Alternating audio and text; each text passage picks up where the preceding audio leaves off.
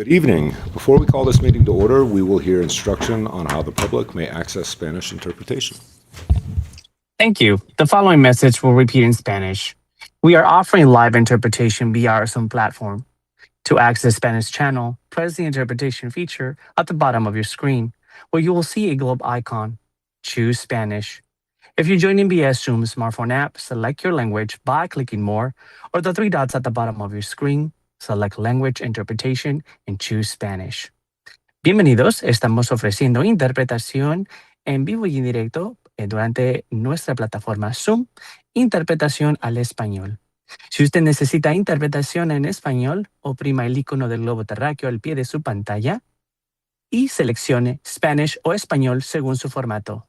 Si usted está uniéndose en su teléfono móvil, seleccione los tres puntitos al pie de su pantalla, seleccione Interpretación de idiomas y pulse Spanish o español para activar su canal. Muchas gracias. Thank you. Back to you. Thank you. With that, we'll move on to our land acknowledgement. The City of South Lake Tahoe acknowledges the lands we occupy today are the lands and home of the Washoe, the people from here known today as the Washoe Tribe of Nevada and California, a sovereign nation. Since the beginning of time and for thousands of years before the arrival of any other people, the Washoe lived here and cared for this place. With values and intention that we can all learn from, on behalf of the City Council, I would like to acknowledge, thank, and honor the indigenous Washoe tribal communities that are the past, present, and future stewards of the Lake Tahoe Basin. With that, we'll move to our Pledge of Allegiance.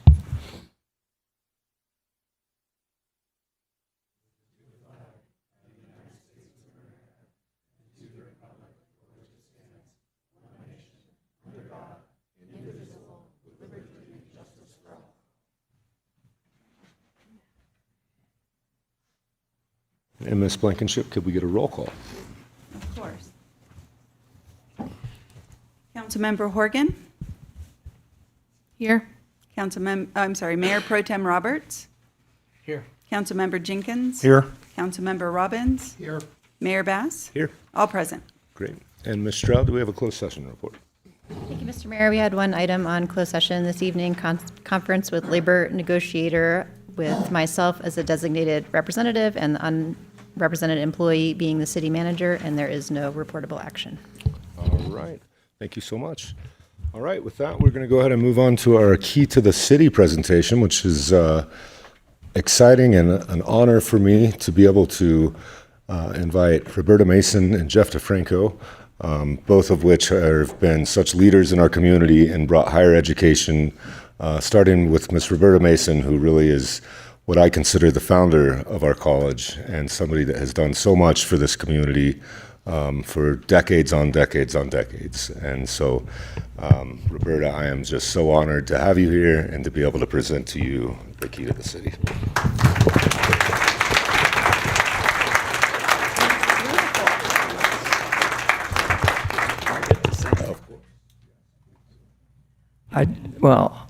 Thank you. I was not the only one. There were many people involved in getting the college started, but we are very lucky to have it here in our community.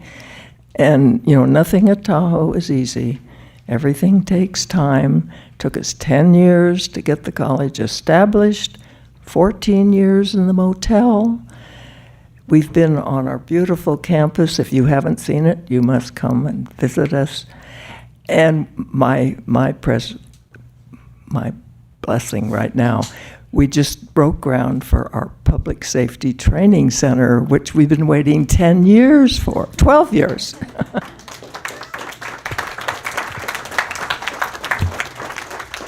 Yes, thank you so much, Roberta.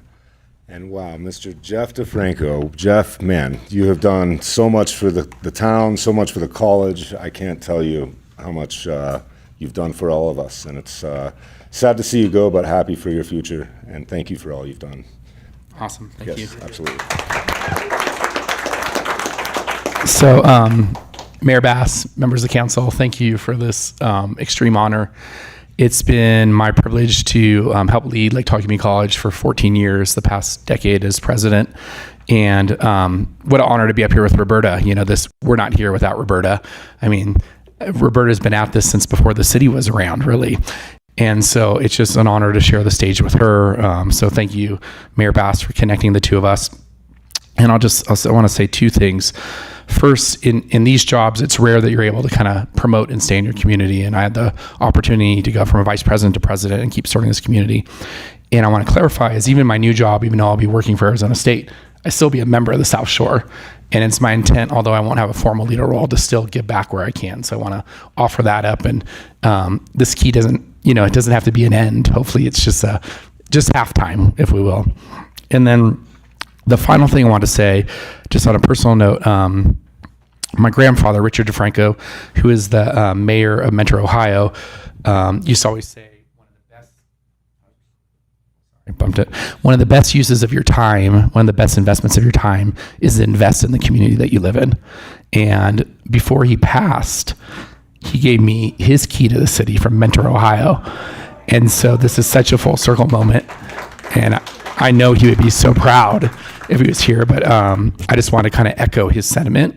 And I think, Roberta, you've been a lasting legacy of this is giving back to your community pays dividends, not only for community, but for you, because you get to live in that community and enjoy the benefits of the things that you help build. So again, thank you for this honor.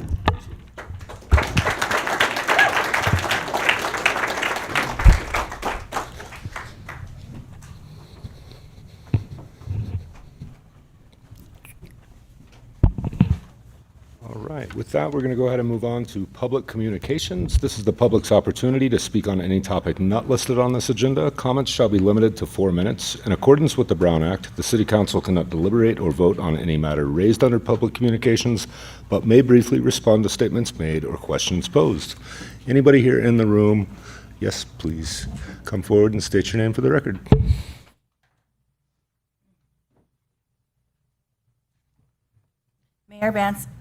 Mayor Bass and council members, I am so blessed.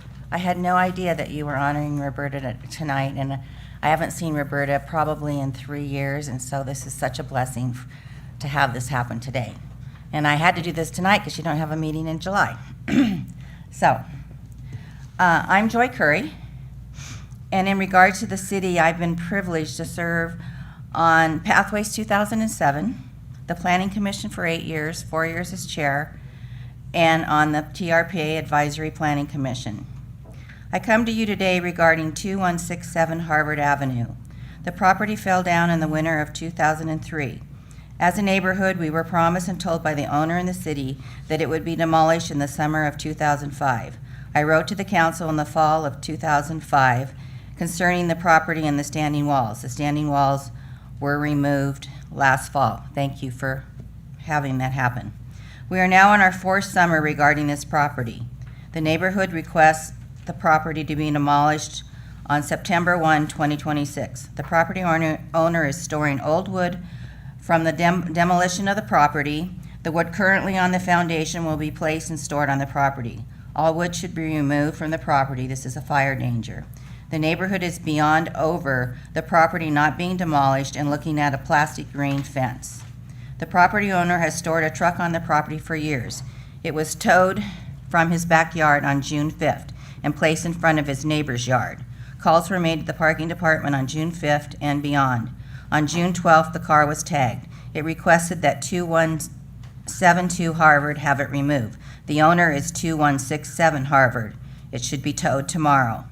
The building department has not been helpful in having this property demolished. I am not sure if the owner has a current permit, as it has not been posted since 2023. The council recently reviewed an amendment for ordinances on nuisance properties. In the summer of 25, the city told the neighborhood that a lien or fines would be placed on this property. The gentleman who owns this property is well known in the city. He's a contractor. His last name is an old Tahoe name. The neighborhood feels this gentleman is receiving special treatment from the city. We are hopeful that action can be taken on 2167 Harvard, and this property will be demolished and the fence removed by September 1, 2026. Respectfully, Joy Curry, in the neighborhood of Tahoe Island. And I assume you all got my packet. Okay, thank you so much. Thank you, Ms. Greer. Anybody else here in the room that would like to give public comment? Yes.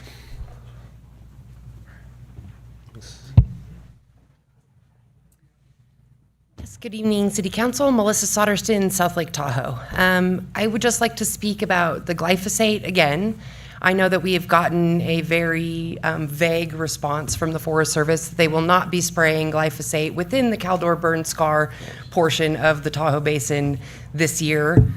Clearly, that was worded very specifically because for anyone that pays attention, almost all of these thinning projects are approved for herbicide use. They've been using it for a long time here already. You can clearly see the results that are happening in our forests. There's very few food sources left in there. The Forest Service considers trees a crop, so they don't care about underbrush, they don't care about homes, they don't care about any of that stuff. Behind Tahoe Valley Elementary School, we already have multiple burn piles that are probably this tall, drying out. Unfortunately, a bunch of animals nesting in them already, but these are the projects that we're leaving here. The Forest Service and all of these other agencies are absolutely lying to us. They are not making our homes or our communities safer. We really need proper defensible space from the home out. We need our drop lines from the utility lines to our homes to be buried underground.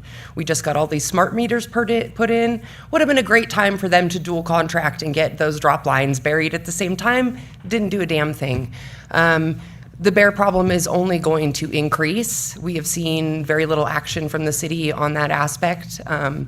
We need to be encouraging people to wire their homes against bears because there is no food for them in the forest. And we need to make sure that we are dedicating all of our funds here in the community to actual defensible space. It should not be going to the Forest Service or CTC to do these destructive projects, which, yes, actually do involve herbicides like glyphosate almost always. There's a reason that the Forest Service worded it so very specifically, and it doesn't matter. They've used it all across California. So protecting the Tahoe Basin sounds great, but if we don't protect the broader ecosystem, none of it matters. And I don't know about you, but I don't want to be skiing or recreating on top of poison.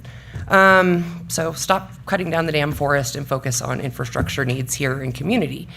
And that being said, the bears, yes, are out and about. They are starving because there is no food for them out in the forest. So please, I know it's hot. We're not used to this weather here in Tahoe. We don't have air conditioners.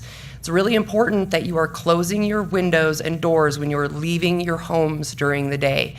Most of the break-ins from bears are not actual break-ins. They are bears walking through open windows and doors that are being left as an invitation for them. So please, the best thing to do if you want to keep your house cool is to leave your windows open all night long, then keep them closed during the day. Close those curtains, get dark curtains, keep them closed. Please, please, please do everything you can to protect your property from the bears getting into them. It's just really tragic, and watching the destruction of our forests, I don't know how many of you go out into the forest on a regular basis. There's not anything out there. There's no trees, there's no shade, there's no shelter, there's no nothing. So we really need to rethink all of this. Great to see that there's a chipper on there. That's the kind of stuff we need to be doing to do the work in town where it needs to be done. There are almost 1 million of these burn piles already in the basin. Please do not put any more out there. Thank you. Thank you, Ms. Solderson. Anybody else here in the room that would like to give public comment? All right, seeing none, we'll go to Zoom. I see we do have a couple of hands raised. Oops. Reset. First, we have Miss Angie Regan.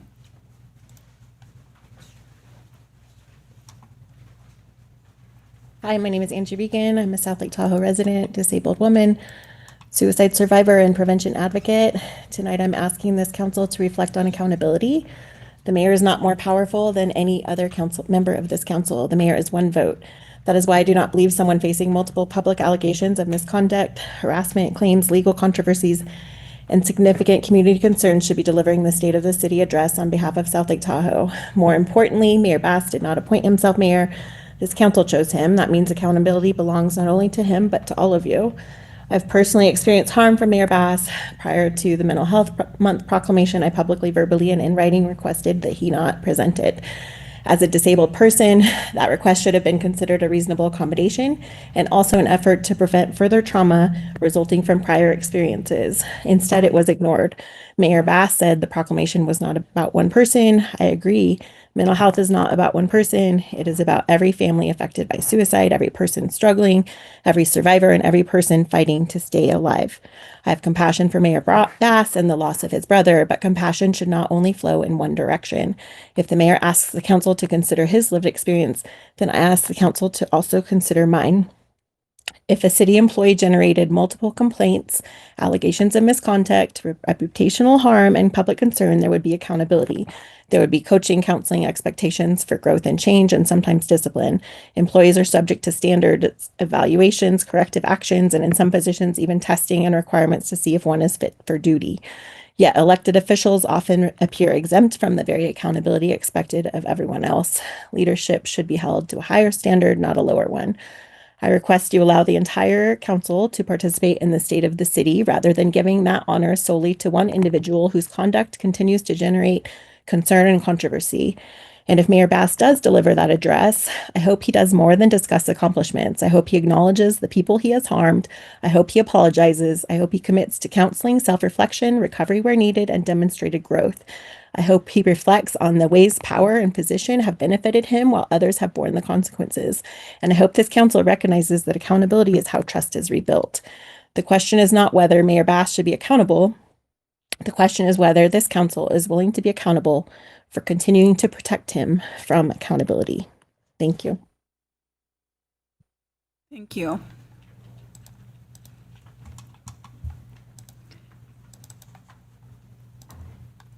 All right, Ms. Heather Cade Bauer.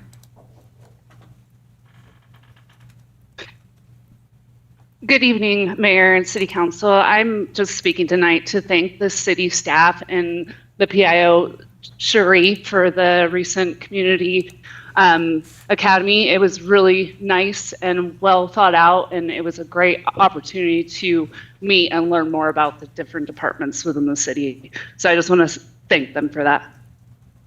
All right, thank you. And there are no additional hands raised at this time, Mayor. Great, thank you. We will bring this back to council, and we are moving on to our consent agenda, or excuse me, city commission reports. Is there any commissioners here in the room? I do not see any commissioners. Anybody online? No, Mayor. Great. All right, with that, we're going to go ahead and move into our consent agenda. Any council members that want to pull items off the consent agenda or have any questions? Not seeing any? Great. With that, we'll go ahead and open up the consent agenda for public comment. So yes, please state your name for the record. Good evening, Dan May for the record. I wanted to speak regarding item number 3, the City Council protocols. Just a couple of suggestions, not something I would expect to get written into it, but all the same, I think it's things that I would suggest. The first is with regard to the question section before the public comment, before the discussion. And a lot of the times it feels like the conversation becomes a conversation rather than actually just a question. And I will hear one of the council members talk for a while about their view, what's important, how they approach it, and then go, oh yeah, I'm supposed to ask a question. All of which is to say, I would encourage you to try to not start a sentence that doesn't end with a question mark. I don't see any reason why you can't ask your question with a single statement. So, pardon me if I'm not using the correct terminology, but the point is, I'm trying to just say, if you're going to start saying something, finish with a question. Second of all, regarding the discussion section and regarding some comments at the special session discussing this item, there was a comment made about how it feels like city council members are still in campaign mode and are talking too much or getting on their high horse or taking too much time. And to that, I would suggest 2 things. The first of which is, if we have an item that is clearly going to be a 5-0 or 4-1 decision, and that is already clear, that should be a signal to all council members that the more you talk at this point in opposition or even in favor of it, you're not furthering the discussion. You might be making a point that you think is important, but it's not changing city council business. So I would encourage you, if you know that the decision's already made, this is not the time and place to do it because it takes so much time away from getting through all of the regular agenda items. That said, I love hearing from city council members what their viewpoints are, how they came to the decisions. It helps me understand who I have more trust in, how they approach them, how they might approach the next thing because of how they explained it. And to that, I encourage all of you, If you have something you need to say, if you want to reach the public, write op-eds. Find ways to reach the community other places than this, in this city council chambers. Because I think that people want to hear what you have to say. And frankly, you're probably going to reach more people doing that than you are just reaching the people that are in this room and watching online. So I love hearing what you guys have to say, but I hope you find a way to find times to do it when it's the most productive to the agenda at hand. Thank you. Thank you, Mr. May. Anybody else that would like to give public comment on the consent agenda? Seeing none, we will look on Zoom. No hands raised on. No hands raised on Zoom, Mayor. Thank you, Ms. Blankenship. All right, with that, we'll bring it back to council for a motion. Mayor, I move to approve items 1 through 10 on the consent calendar. I just want to ask a quick clarifying, Sure. or just Or ask can you staff to second clarify and then- something. I'll second. And Okay, great. I just want to clarify something for the record. On the item 3 in the in the protocols, in the description it says non-public hearing items. And we talked about this, Stephanie, but I just want to clarify for the record. It is clear in the text, but it's just the text and the executive summary might be seen to contradict each other depending on how you group the wording. So I just wanted to clarify that it's applies to public hearing items. It's not non-public hearing items. Whereas in the actual text of the measure or of the protocols, it refers to except public hearing items. So I just want to clarify that the latter is the controlling reference. Yes, it's items that are identified as public hearings on your agenda. Correct. Okay, very good. Great. All right, we got a motion and a second, and we can vote. Oops. Vote.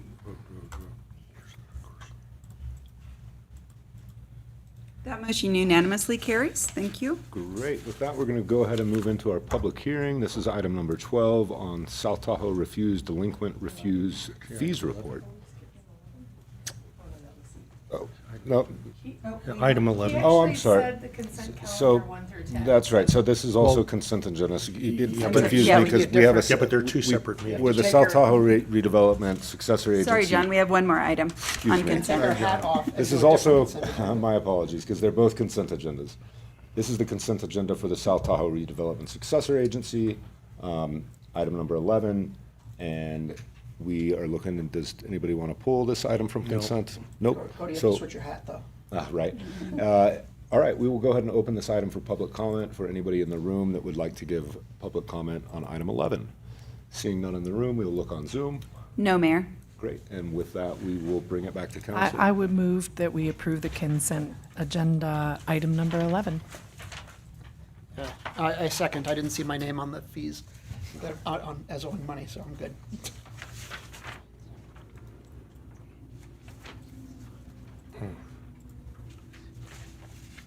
Wait a minute, this cursor is cursing me. There. Okay, there. Why do we get That this at motion all? unanimously carries. Thank you. Because I think I don't know. Nice. Great. With that, we're going to go ahead and move on to our public hearing. Item 12, South Tahoe delinquent refuse fees report. And this will be Mr. Hitchcock. Good evening, Mayor Bass and members of the City Council. For the record, John Hitchcock, Planning Manager. The item before you is the annual South Tahoe Refuse Delinquent Fees Report. City Code Section 4.150 includes regulations relating to the collection of refuse and garbage. Within that chapter, Section 4.150.300 specifies that residential and commercial properties, owners and occupants are responsible for paying for refuse service regardless of whether you're using it or not. All properties within the city limits are subject to these mandatory collections. Unpaid fees for the period 180 days may be collected by South Tahoe Refuse pursuant to City Code Section 4.150.370. City Code requires that South Tahoe Refuse prepare a delinquent fees report annually and for the City Plan Commission to hold a public hearing to hear any objections or protests of said liability. Property owners on that list are notified via certified mail, and that mail went out on April 6, 2026. Highlighting the Planning Commission meeting date and also as well as the City Council meeting date. The Planning Commission held its meeting on May 14th. accepted public comments at the meeting. There were no objections, no protests, and no public comment on that item. The Planning Commission did vote unanimously to adopt Resolution 2026-008, recommending the City Council confirm the South Tahoe Refuse Delinquent Fees Report and direct the Finance Department to file a certified copy of the report with El Dorado County Auditor, Controller, and Recorder's Office on or before August 10th, 2026. The fees set forth in the report does constitute a special assessment against respective properties or a lien on the property. You should have a copy, Exhibit 1 to your resolution, which was provided to the City Council, and then a new copy that was updated yesterday was also provided to the City Clerk, and that concludes my presentation. Thank you. Thank you, Mr. Hitchcock. Any questions from council? Yes, Mr. Robbins. I just want to clarify, the refuse delinquent fees can ultimately result in a lien On the property. on the that's correct. property, but that's not the case for dilapidated properties. I'm not aware of that, sir. You're not aware that that's the case, or you're not, I'm not aware of what code provisions apply to dilapidated property, whether we can put a lien on it. I would have to research that. okay. You can only lien abatement for dilapidated properties, not citations, if that's what you're asking. But we can lien for non-payment of refuse to a private company? Is that through our franchise? Under our Franchise, franchise agreement, yes, we can do that, and it's a property-related fee, and that's why. Okay. Any other questions? All right, thank you, Mr. Hitchcock. We'll go ahead and open this item up for public comment. For anybody in the room that would like to give public comment, seeing none, we'll check on Zoom. No hands raised on Zoom, Mayor. Great, we'll bring it back to council. Looking for a motion or discussion. Mr. Mayor, I'd like to make a motion to pass a resolution confirming the South Tahoe Refuse Final Delinquent Fees Report and directing the Finance Department to file a certified copy with the El Dorado County Auditor, Controller, and County Recorder's Office. Great. I'll second. Very good. We have a motion and a second, and we can vote.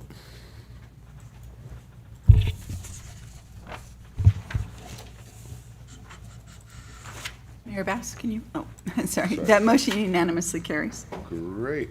All right, with that, we are moving into regular unfinished business. This is going to be item 13. I am actually going to be recused on this item for a financial interest in the cannabis industry, so I will be handing this portion of the meeting over to Mayor Pro Tem Roberts.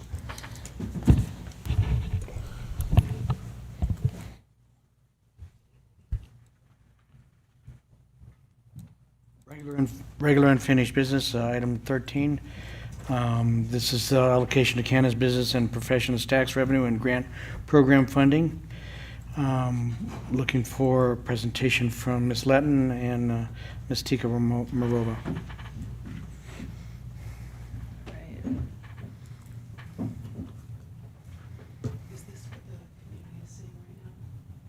They will. All right.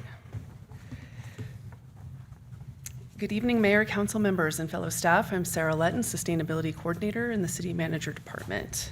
For the last 4 years, I have been the staff facilitator for the city's Cannabis Revenues Grant Program. I'm bringing this item before you tonight at council's request and also in recognition to the many community nonprofits who are eager to know whether they will be able to compete for grant funding this year.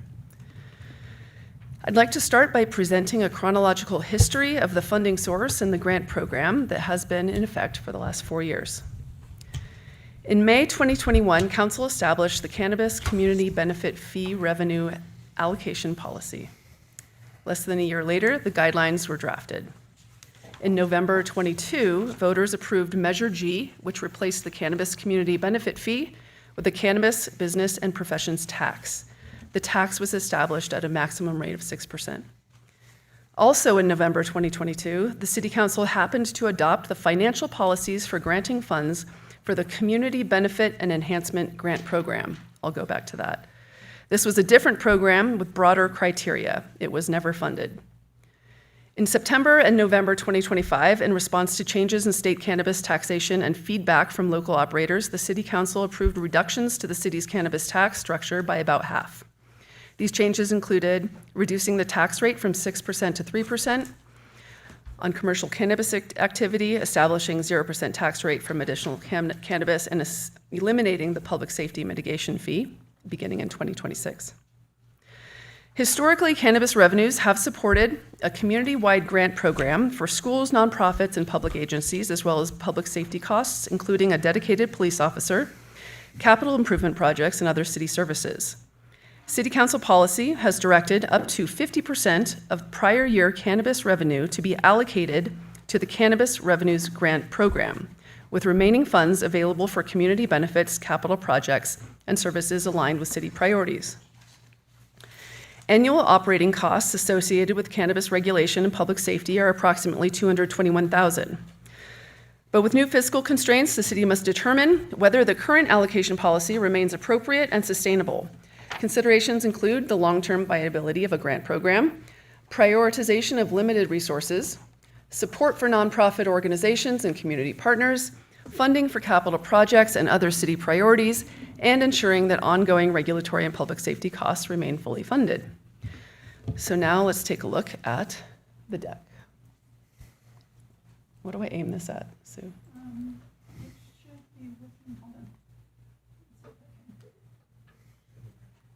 There we go. For context on how this funding source of up to $1 million a year has been allocated in the past, please take a look at the slide deck. On this slide, you'll see a list of past allocations of this tax used toward city projects.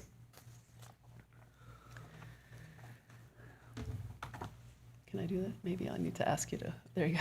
Sorry, I didn't have to. Okay.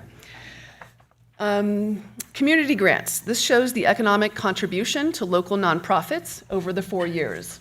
Noticing that it's been at about $400,000 a year, $1.67 million over the last 4 years, granting between $2,500 to $50,000. Next slide, please. This slide shows who won the grants, how many times over the course of the 4 years, including how much total city grant money the organization has received. Apologies for how small the font is, but I wanted you to be able to see which organizations had received these over the course of the 4 years and how much total has been given out. Okay, at this point, I'd like to pause before discussing potential motions and provide some context for the motions I am presenting. Questions have been raised over time regarding whether the existing Cannabis Revenues Grant Program remains the most appropriate framework for distributing grant funds. The current Cannabis Community Benefit Fee Revenue Allocation Policy and the Cannabis Revenues Policy Grant Program Process and Guidelines, I'll call that policy and process and guidelines from now on, they require applicants to demonstrate how proposed projects will mitigate potential impacts of the cannabis industry. However, neither Measure G nor City Code Section 3.35 requires cannabis revenues to be used for that purpose. Furthermore, the city has not formally identified specific cannabis-related impacts that applicants are expected to address, leaving applicants responsible for establishing that nexus. This has been identified as an issue for council discussion. Should it be decided that council wants to eliminate that particular policy and the cannabis program as it is, then there is a broader community benefit and enhancement grant program that can live as a default program should you fund it tonight or not. That still stands. The Community Benefit and Enhancement Grant Program is similar to the Cannabis Revenues Program in that it seeks to further council strategic priorities, yet it is not constrained to mitigating the impacts of the cannabis industry. You will see in the suggested motion that staff feel strongly that if this program were to be funded, meaning that broader program, the city manager be able to select just one or two of the priorities to focus a given year's program in order to streamline the selection process. Okay. Now, for motions to consider, I'm trying to lay this out in a simple way. Certainly there are going to be nuances and other opportunities, but I'm going to do my best here. In number 1, this motion pertains to what to do with the current fund balance. This has accumulated because the grant program last year got delayed by a few months and kind of pushed us over a fiscal year. The current grants that are out right now close on September 30th, which is the last day of our fiscal year. The account has roughly the same amount as past years in which we have deployed the Cannabis Revenues Grant Program at about $400,000. This motion tells staff to deploy the same program as previous years, same funding level, and this allows our finance director to prepare the budget in August to include this fund balance. In number 2, it's saying that you can continue the Cannabis Revenues Grant Program, similar criteria and similar process, just allocate it at a reduced funding level in the proposed August budget. So that reduced funding level is about $200,000 because of that tax that had been cut in half. Option 3 lays out what could happen if you choose to eliminate the current cannabis grant program and the associated policy. In A, you'll see that eliminates the current program, repeals the associated policy for clarity of the record, and it leads you to decide now that this funding source will be for city projects until decided otherwise. Okay, so it repeals the current grant program and leaves the funding for city projects. In B, it offers to eliminate the current program and repeal the associated policy, and defers to the default program, that previously unfunded community benefits program, with direction to focus on 1 to 2 priorities selected by the city manager and fund it at the reduced level. Such a decision does not obligate future councils to allocate funding to the program. In C, it again eliminates the current program and policy, but defers any funding of a new broader grant program until the August budget process. This takes advantage of the effort that you put in tonight into evaluating the 2 different programs, and it expresses an intent to consider funding the broader program in August.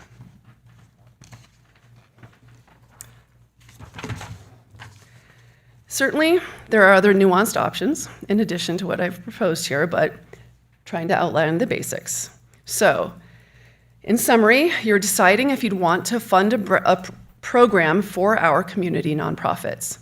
If you do, we are asking you to decide whether you want to fund a program focused on the cannabis mitigation and strategic priorities, as it has been in the past, or that broader program that's really focused on the strategic priorities. With your feedback tonight, we can incorporate that into the budget and update the guidelines and be ready to quickly deploy a program after your budget meeting in August. At this point, I'd like to end my presentation and invite discussion and questions. Yeah, questions, Mr. Jenkins? Annually, Ms. Letton, annually, what is the amount of fund requests that we receive from community organizations? Is there an estimate of, or an average that we receive? Going off memory here, That's I don't all right. have it in front of me. It's better than mine. I would say, and maybe my colleagues can help me, from anywhere from about 1.2 or 3 million to That's real stuff. about half that. Would you say? Those?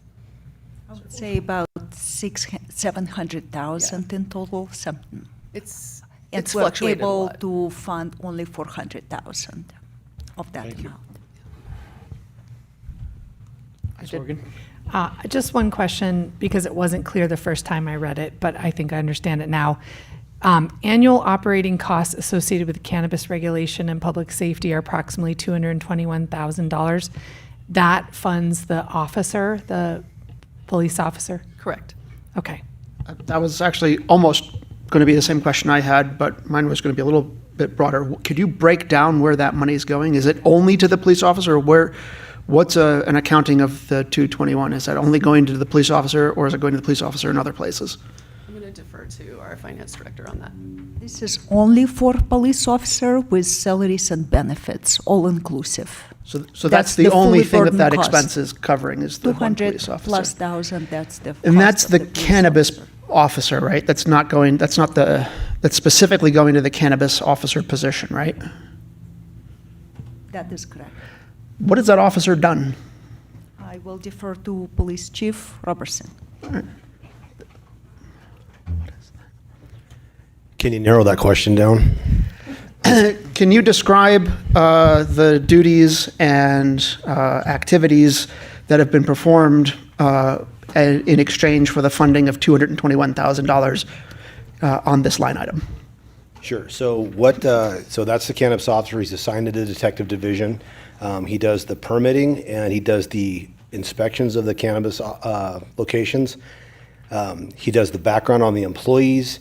He also runs, pursuant to state law, we have access to security systems there. He runs the back end security stuff. A lot of the times we have been able to use that information to solve crimes in the detective division. We have 4 cannabis dispensaries in town, last I counted, right? Is that 4, right? It's a small number. I feel like I ought to be able to count that high. I don't even need to use, I don't even need to use all of them.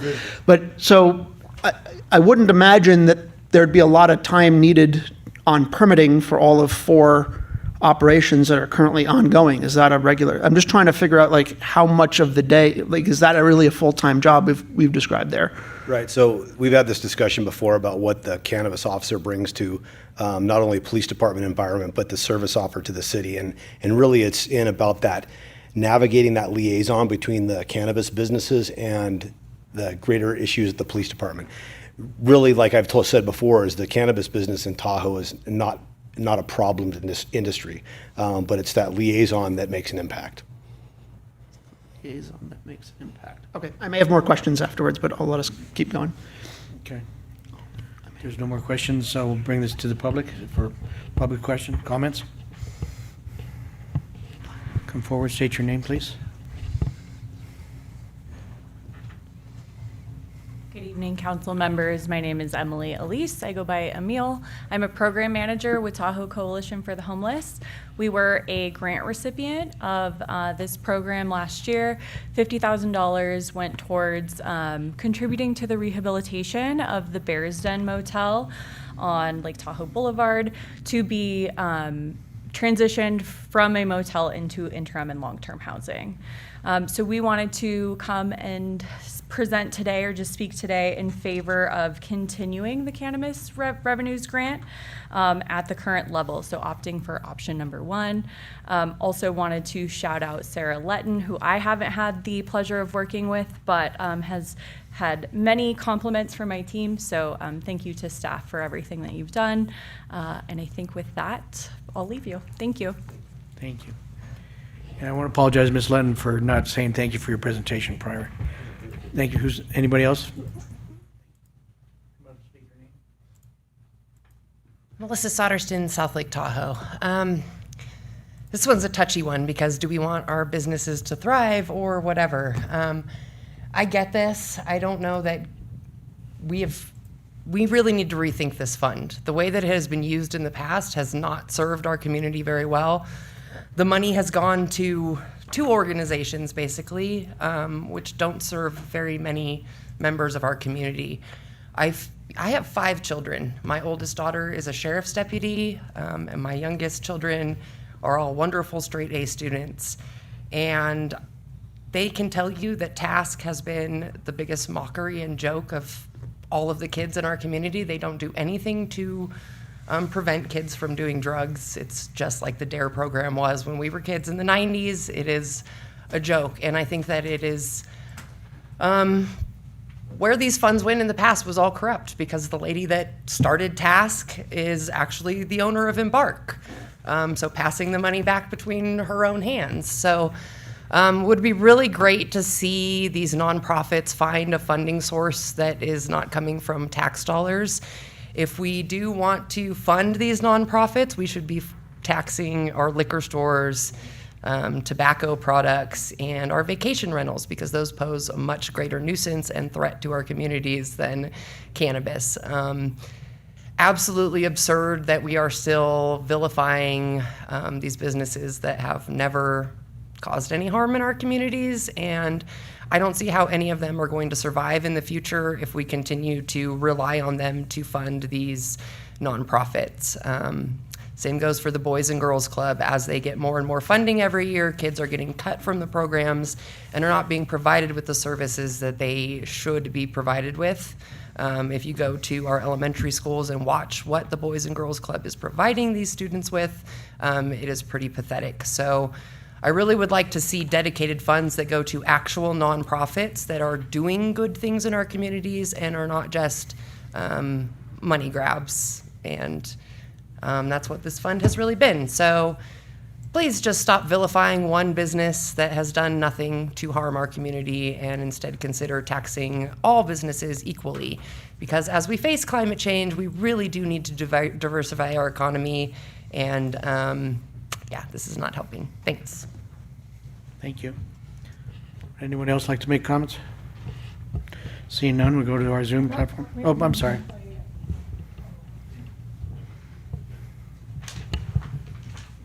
Good evening, members of the City Council. My name is Cheyenne Lane. I'm the Executive Director of Tahoe Youth and Family Services. I am here today on behalf of our organization and our nonprofit partners who work every day to protect the health and safety of youth in South Lake Tahoe.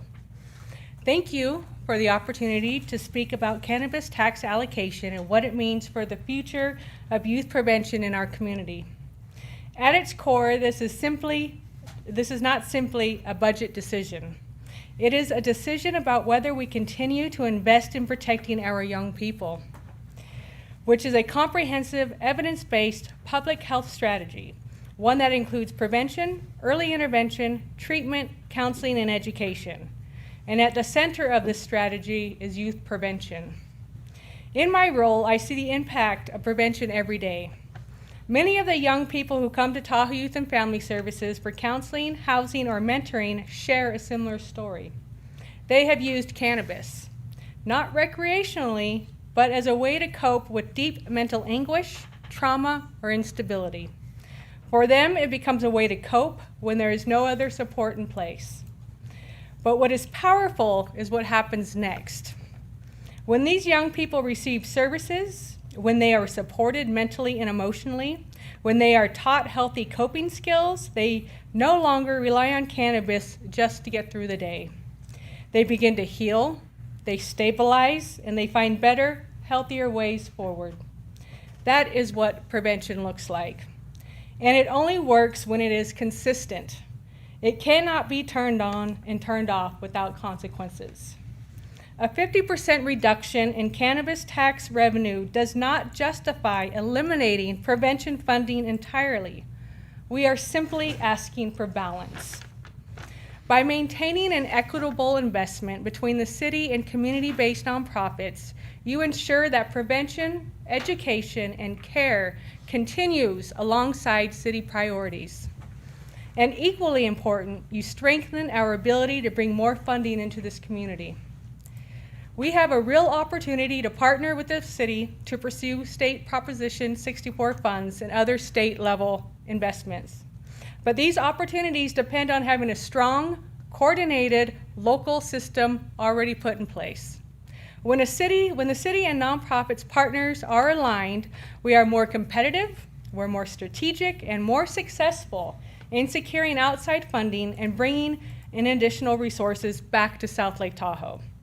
Because when prevention funding is cut, the need does not disappear. It simply shifts. It shows up in emergency services, law enforcement, and increased long-term costs to the city and taxpayers. Shit. Sorry. Ship. Okay. Well, thank you so much. I have some more, buddy. Thank you. Can you email your comments? I will. Yeah. Thank you.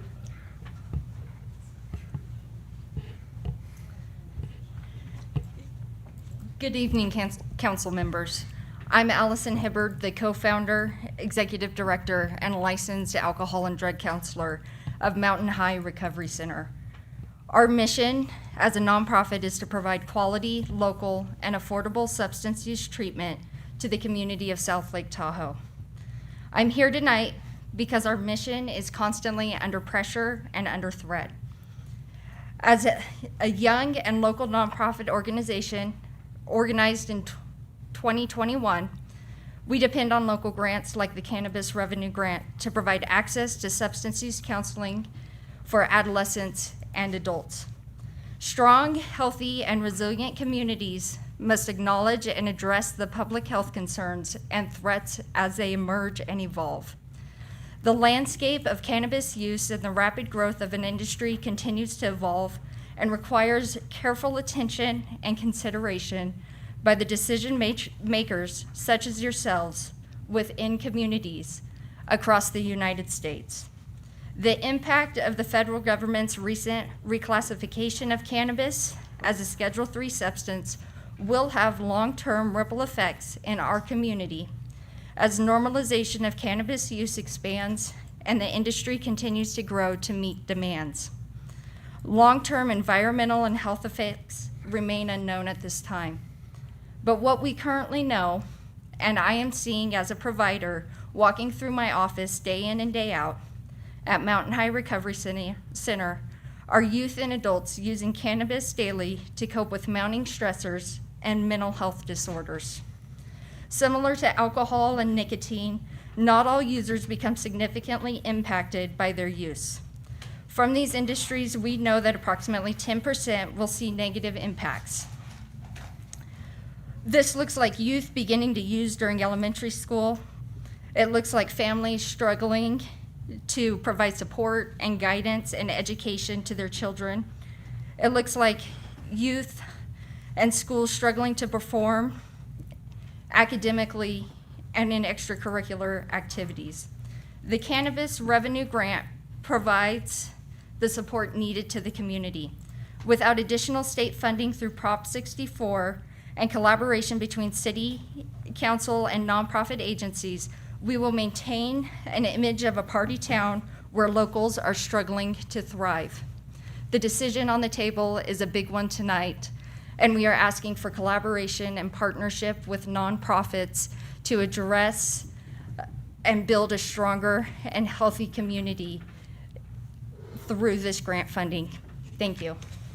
Thank you.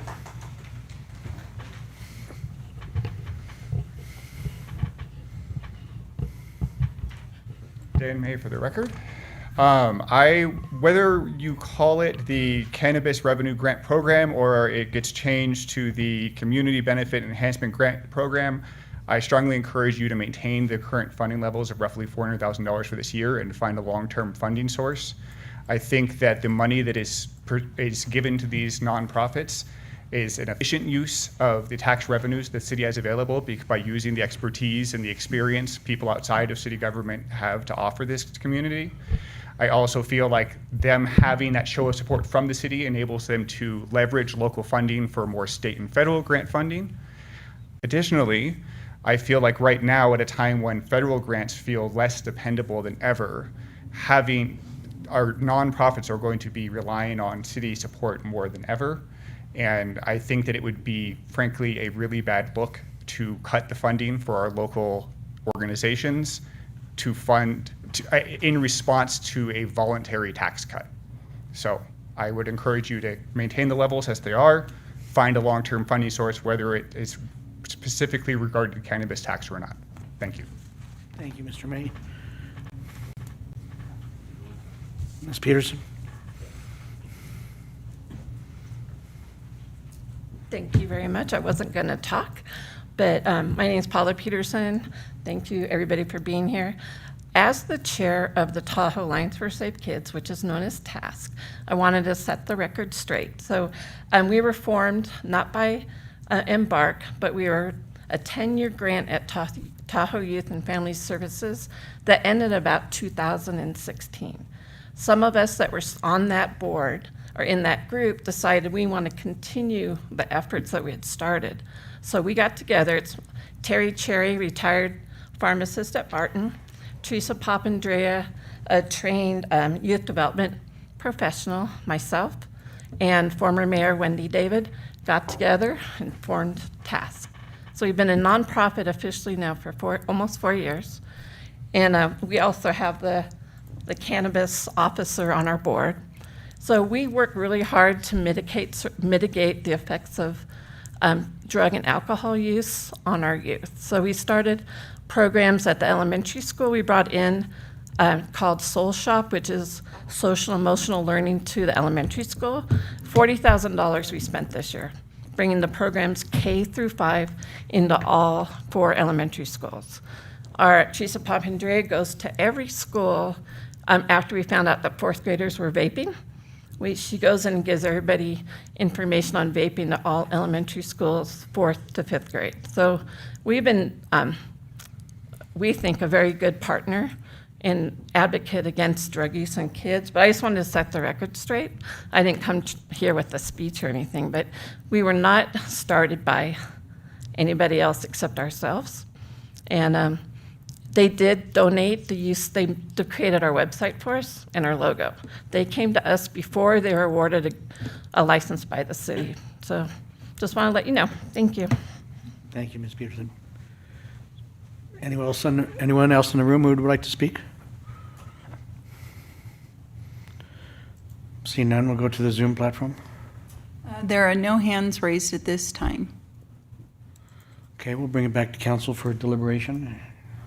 Mr. Jenkins?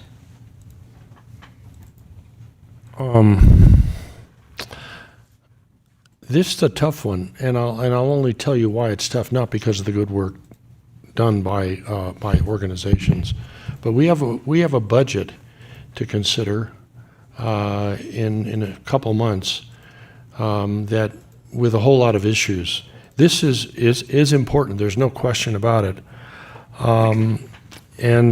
and I have not quite understood from the year and a half I've been why we're committing new budget funds when we haven't discussed the budget availability and all the other requests coming forward. Having said that, though, second point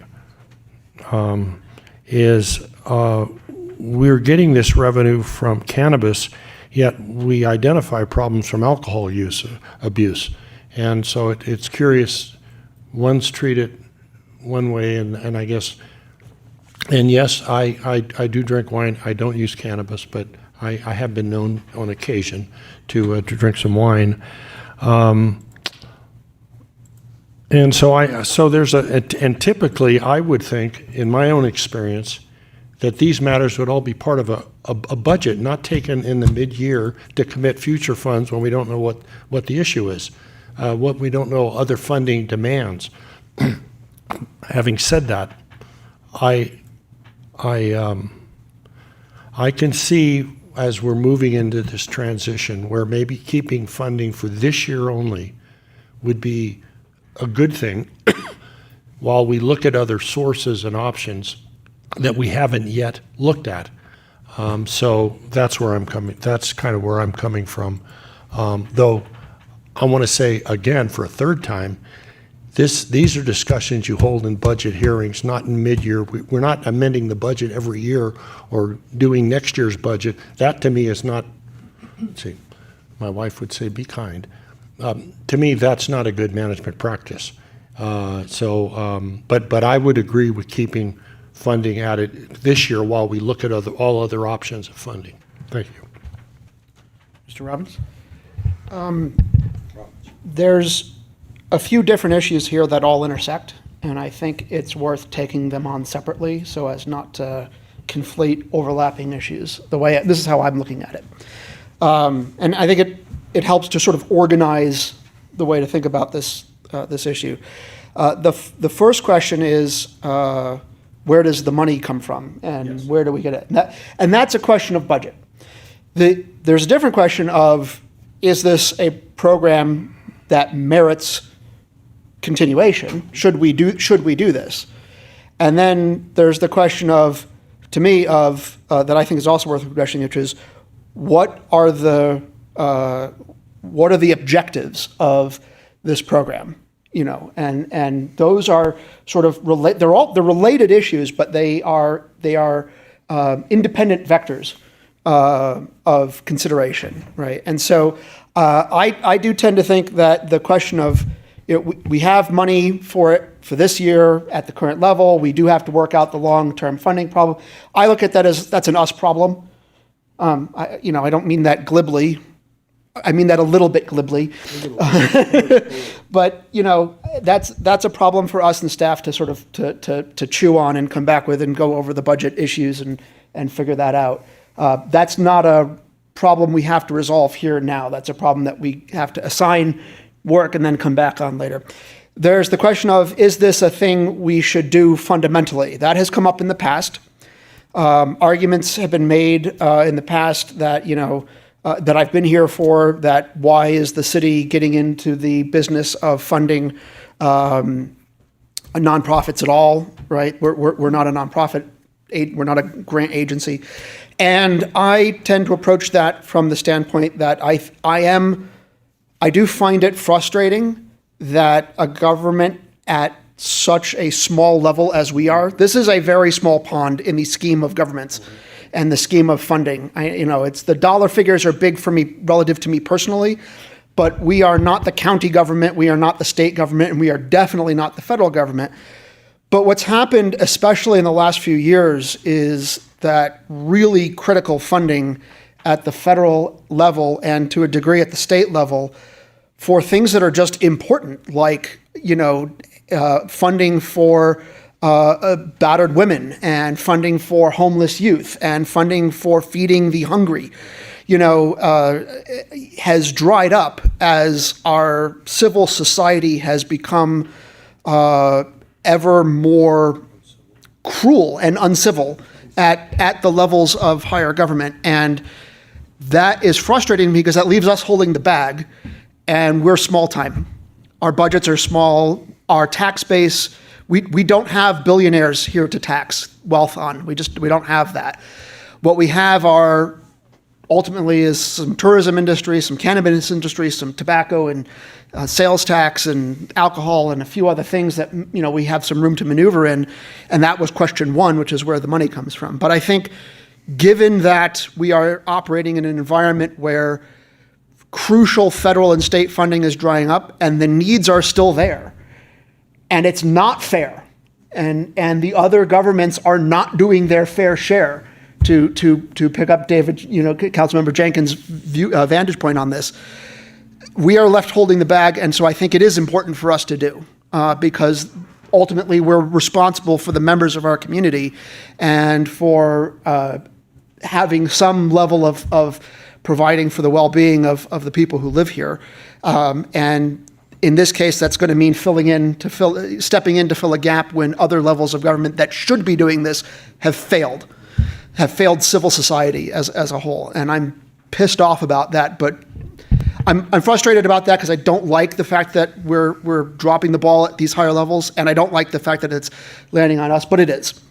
And then lastly, for me, the question is, what should the metrics for this program be? If we're going to fund nonprofits and socially benefiting communities, what criterion should we use to allocate those funds?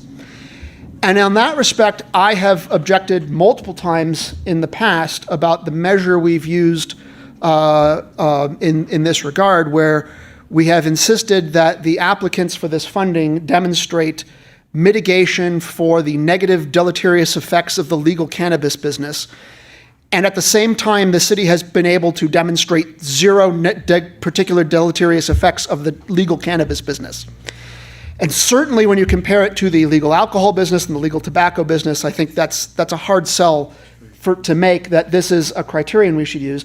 And it has preempted organizations such as Firewise from applying for funding because they don't have an argument to make that they're negating effects of cannabis. And not only have we not been able to show we have so fundamentally failed at showing a nexus that we have insisted that the applicants show a nexus and invent that and show it to us. So I would like to see the criterion be relaxed or be reassigned to align with the city's published priorities, what we've put up here on the wall, and then use that as a measure, because we have said that these 7 priorities here are the priorities for our community, and that should be the alignment and the metric which we use to allocate the funding. So those are the 3 related issues and how I work through them.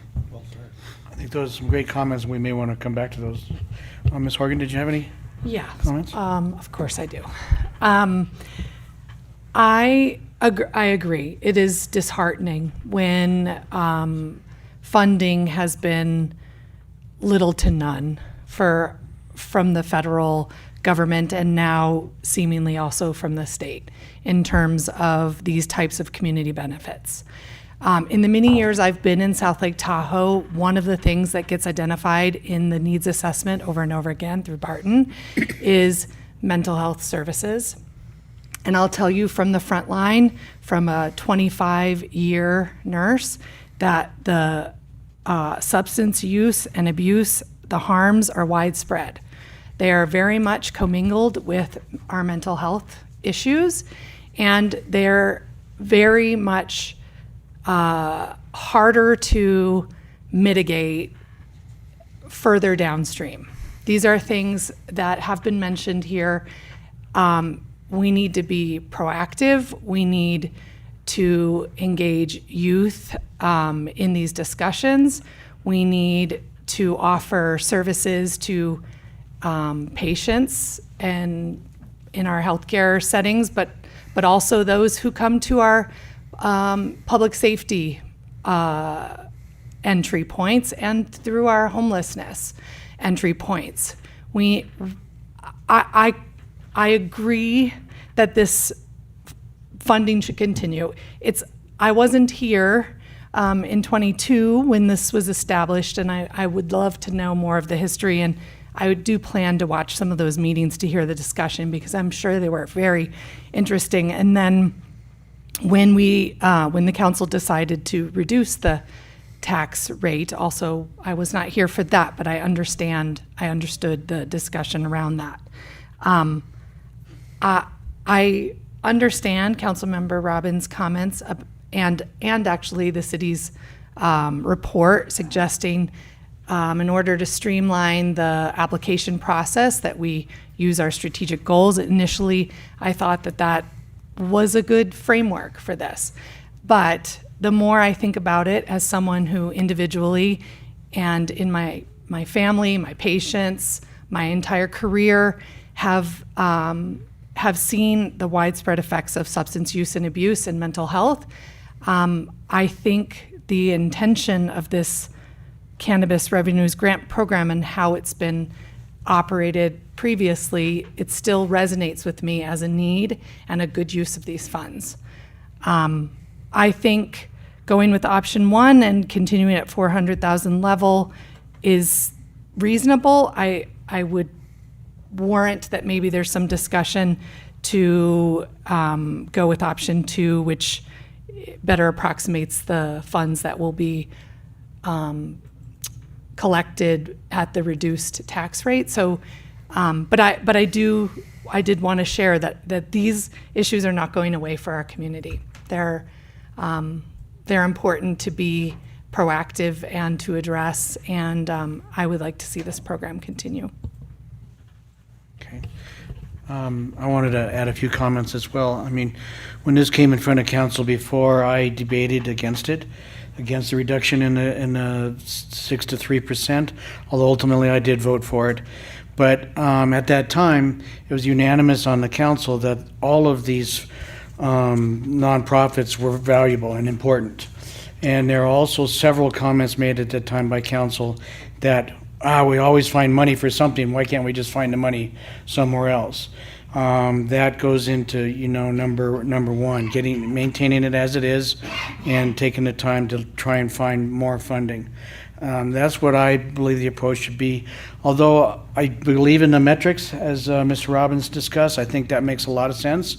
That because now these different, who receives this funding, these grants, it's going to be more valuable as far as it's not from an easy source. It's going to be taken from something else. So it needs to be scrutinized more carefully. And also I think we should consider some level of enhanced review of whether they're actually, I know there were some comments tonight about this group not doing a good job and that group,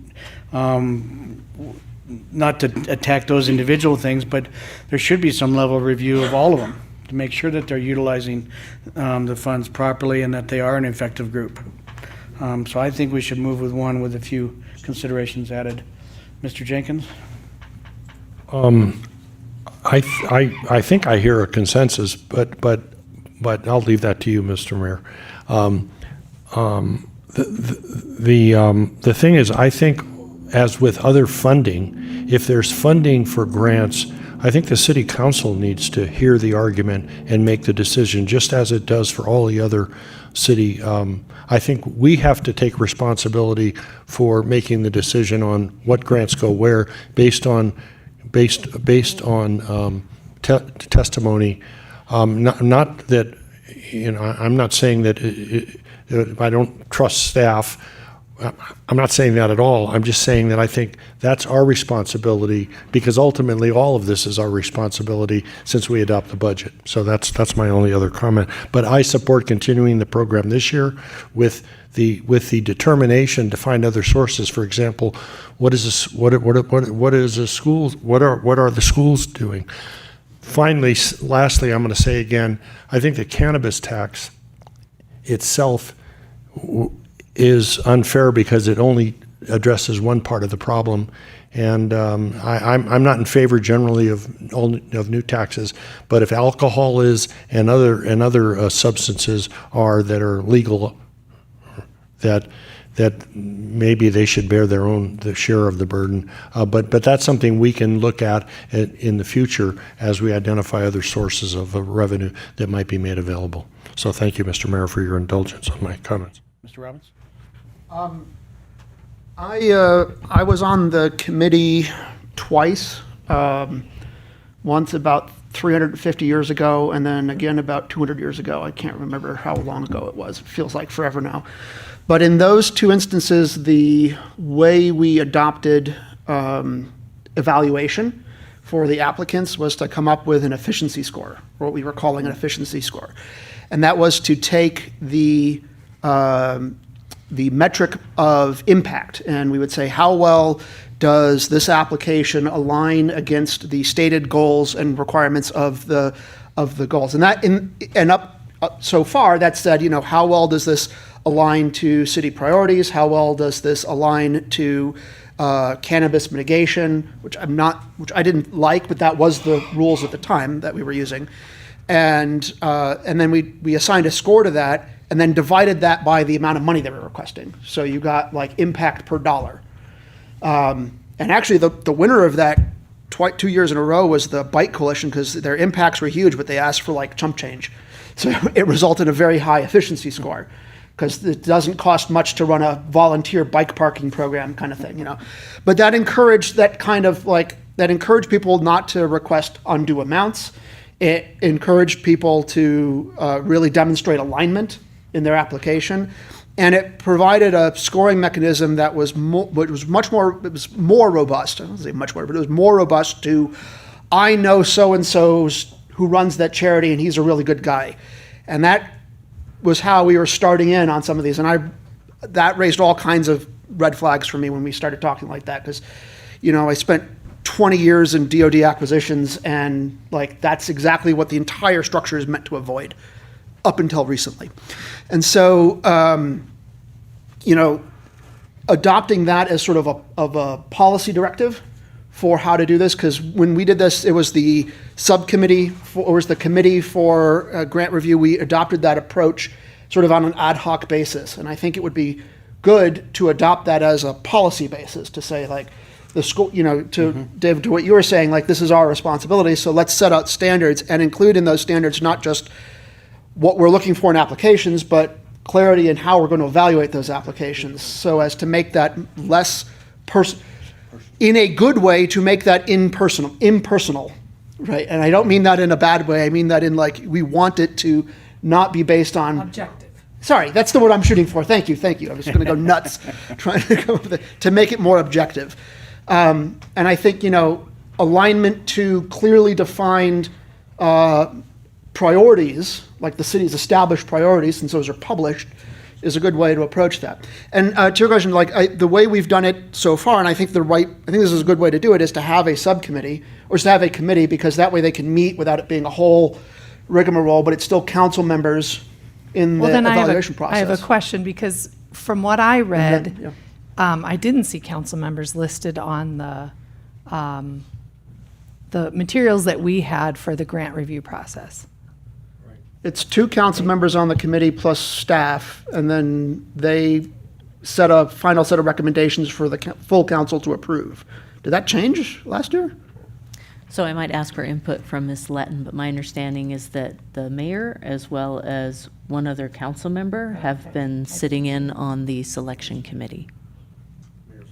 That's correct. It was city manager, finance director, mayor, and a finance committee member was named as the review team. So not a council member. A finance committee is a council member. Oh, okay. There's it's a 2 member. So it's like done as a ex officio appointments to the cannabis grant. Gotcha. Yeah, I guess you could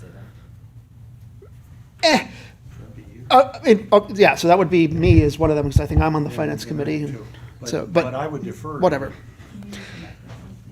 Anyway, there are 2 council members plus some staff, and the council members I thought were chosen through a committee assignment, but I guess it's ex officio assignment, fine. And then staff, and then those recommendations come before full council to be voted on.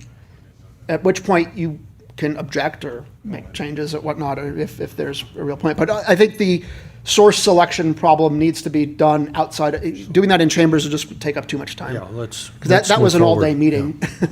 So I was good with that sort of process, but I would like to see I would like it if staff formalized the sufficiency scoring process that we used a couple of times that I felt was more objective. Thank you.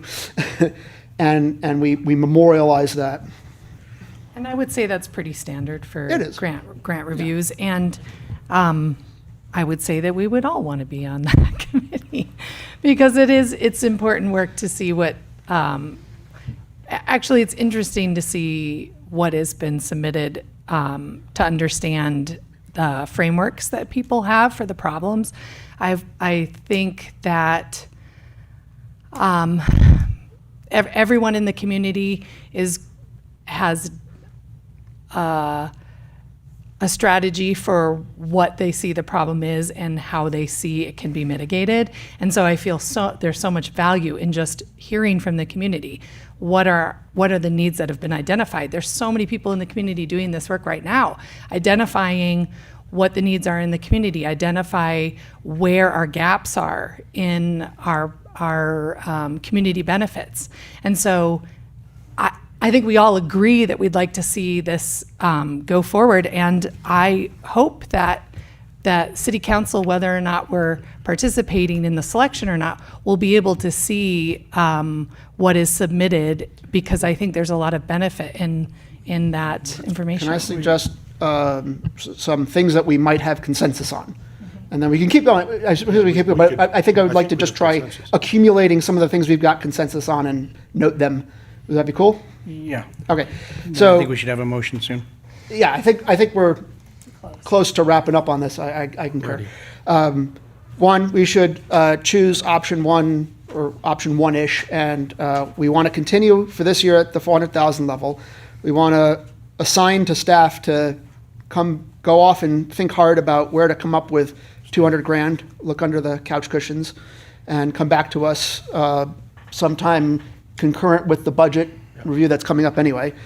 And then a couple items I think we might have consensus on in addition to that would be we can delete the cannabis impact requirement from the grant evaluation from the grant application requirement, and then have the process be alignment with the city strategic goals.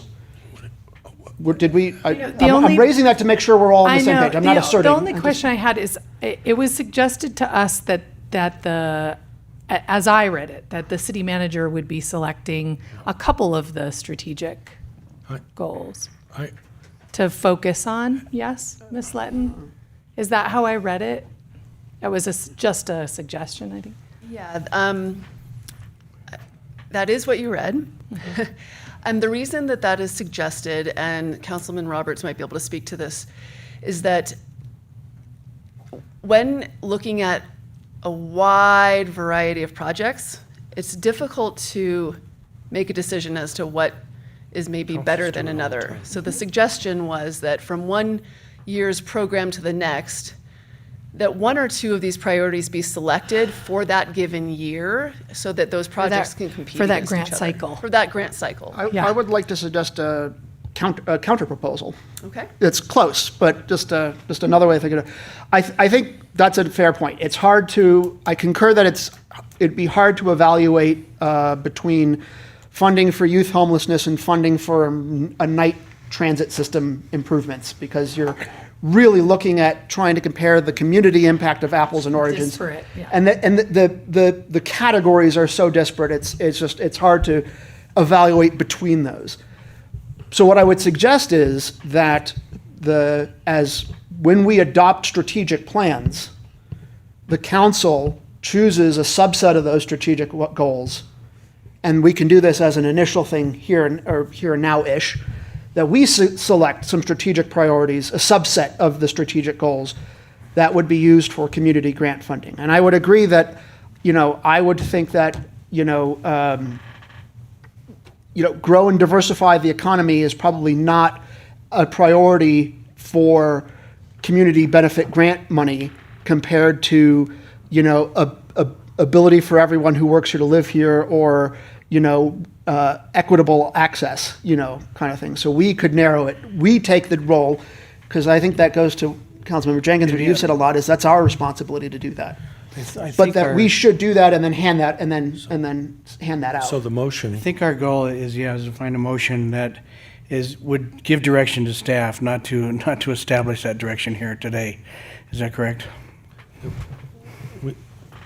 Yes, we're looking for direction specifically on whether to continue a grant program, what type of funding you would like to see in that grant program, and what criteria would you like to be used to determine those grant awards. Yeah, And then we're not going to, Mr. Mayor, I'm sorry. Yes, Mr. Jenkins. I think continuing the program is what people want to know, if we're going to continue it or not. That's the first thing. Secondly, we have a job to do, is to determine, or there's a job that needs to be done to determine what is the criteria, what do we look at as criteria. And third is that as a council, we have to be the ones who take responsibility for approving whatever is granted. It's our responsibility. I don't think we should lay it off on staff. It's our responsibility to do that. And staff can certainly, as they do with other things, make recommendations. But that is a responsibility that we have to be accountable for later if we don't do. And so the last part is, the most important part is, though, let's continue the program, and then as we develop the budget, I've got an idea for that. So that's the motion. Go ahead, Mr. So my third thing I think that I was going to suggest for a motion was going to be, and also to those three, the third thing that I didn't get to would be, I suggest we shift the ex officio cannabis committee to a standing committee that we assign, like we assign all our other committees, and that committee can meet and select some priorities from the goals, and then present that to council as a whole as an item that says the cannabis or the public benefit grant committee meets at some point to select from the city along with the city staff, to select some priorities from the strategic goals, and say this is what this year's grant requirements or metrics are going, evaluation process is going to use. And then that sets it for the year. And the reason I suggest that is I think it might be better if we did it that way, because I think there's value if we can establish some consistency year on year. Like, we're going to attack a handful of problems, a handful of these strategic problems, housing or homelessness or mental health or whatever, and we attack it and we make a handful of them consistent year on year, rather than having the money jump around back and forth to where we pick a different theme each year. I think it would be better if we had some consistency, or at least some consistency year on year, about what priorities we're going to focus our community benefit grant funding on.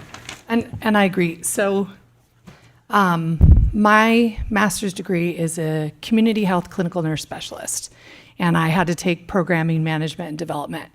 And I had to learn a lot about grants, grant cycle, grant writing, grant measurement, grant reporting. And my only hesitation, I think I see the motion and I think I approve the motion. My only hesitation with using the city's strategic goals as the format or the building blocks for this program is it's going to be challenging, like you said, moving the target. You're going to be moving it every year, which could be, there's a benefit to that. I understand that as well. But I also feel like for a community benefit and enhancement grant program, we might want a grant committee or group to come up with some ideas of what those needs, what the needs assessments are, what the needs in the community are, what the benefits in the community are, that we are, what the community shares with us, that those needs are. That's what I'm nervous, just using, this was from a strategic planning of the city council, which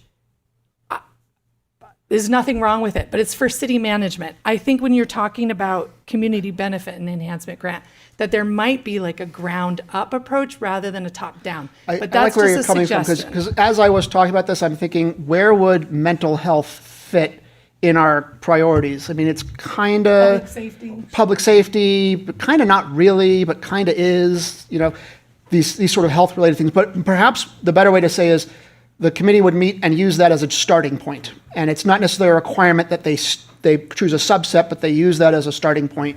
Because I do think it should be As an bottom initial up place. rather I than like just that. top down. And so if you can make a motion, Okay. I think we understand each other, yeah. Okay, so, very cool. All right, I'm gonna take a shot at this. I'm running this off the top of my head, so bear with me here. So, actually, you know what? Let me pull up the stuff, because you guys had this half written.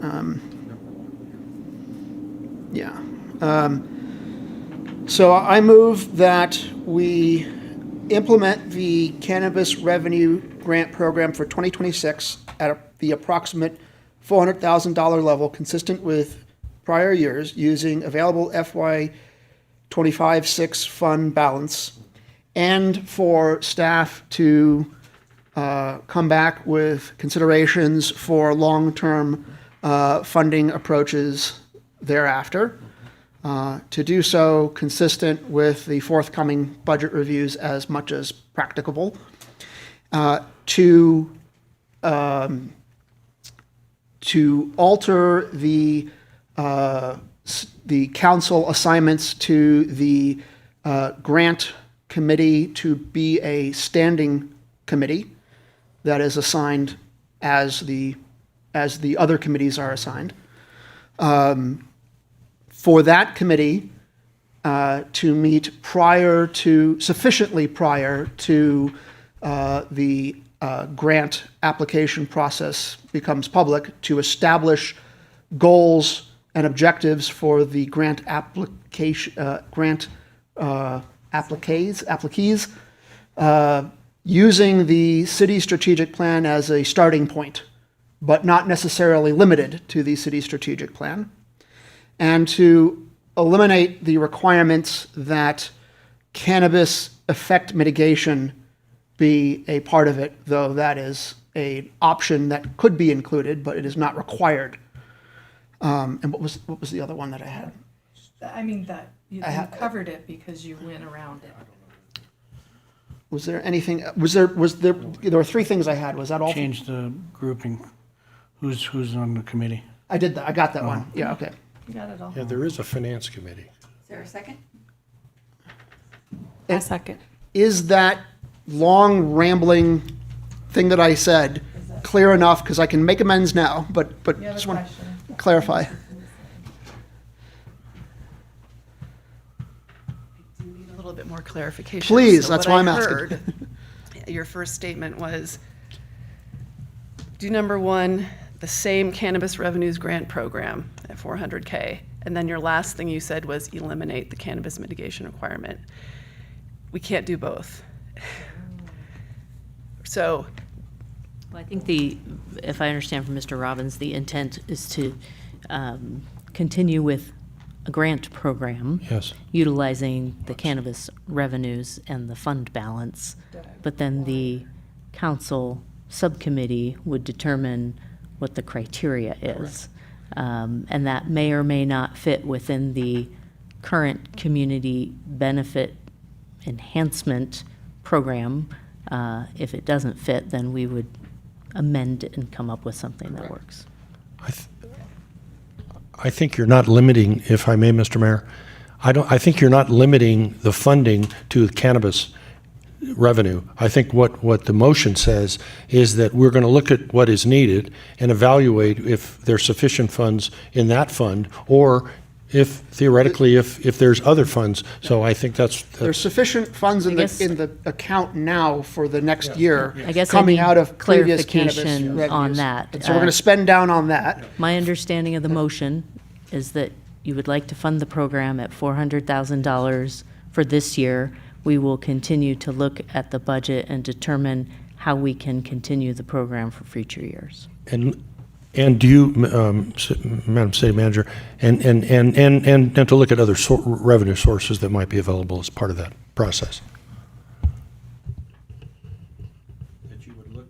Yeah, that should include looking at other revenue sources. So the looking at other- motion was determine a long-term funding approach Yes. thereafter. I think that does. That should be pretty broad. And there's a second, I think. Okay. Ms. Letton, are you? So- I want to make sure you're on, because this is Thank your you. bailiwick, and I want to make sure you're clear too. when you meet in August, and let's say that 400 is approved, I'm not sure right now what grant program to deploy. It sounds like we need to potentially make up a new one. Yeah, so we'll have to meet, come up with new, I was going to say metrics, but new, objectives for the applications. And then that goes to get published to say, if you would like to apply, here's what we're looking for in applicants. Do we need to bring that back to council? Because currently, we do have the Community Benefit Enhancement Grant Program that is on the books. So I think that we need to bring something new and different to council then potentially. Yeah, we'll need to determine whether we need to bring that back or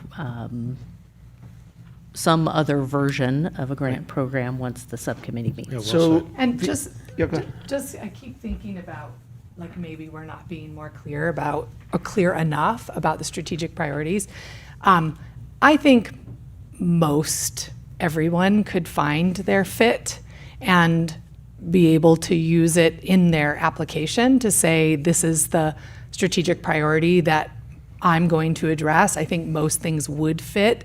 I was just suggesting that it may be a little bit difficult for some of the grant applications to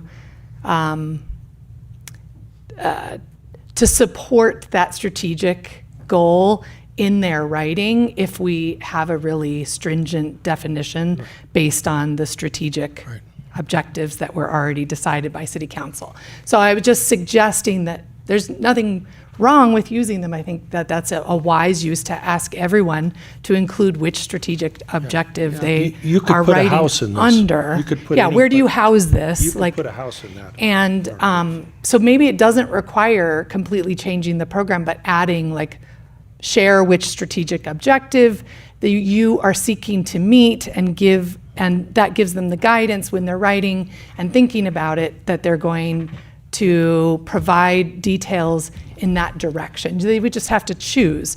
But I agree, mental health is a little bit, it's everything. It is everything. It's all of them. So included in the motion was the shift on the committee from being ex officio appointments to subcommittee, or to being a standing committee, which I think makes sense. And I think we're all on board with that. Right now, the ex officio committee, because Cody would be conflicted out, would be Mayor Pro Tem Roberts and one person from the Finance Committee, which I believe is the two of us, right? So it'd be one of us. So I'm happy to stay on, to shift on to the new standing committee. Do we want, it would, I think, we were just discussing, I think you could do a second motion after this to Perfect, appoint perfect. the subcommittee, and I just wanted to clarify so that we're using the right terminology. It's not actually a standing subcommittee. I think you're trying to create a ad hoc subcommittee. well, ad hoc is not year after year, A standing right? subcommittee has to meet in public with Brown Act requirements. So I think you're talking about ad hoc subcommittee that would just be meeting for the specific purpose. Is the of Finance this. Committee an ad hoc committee too, then? I believe it's set up as an ad hoc, yeah. Oh, okay. Okay, then. I thought ad hocs were temporary, and that standing committees were just going on continuously. They And that should was be the- temporary. They should have a specific purpose and a specific time frame. If they are a standing committee, then they have to meet publicly. Even if it's only 2 members? Mhm. Huh. The ad hoc, then it is.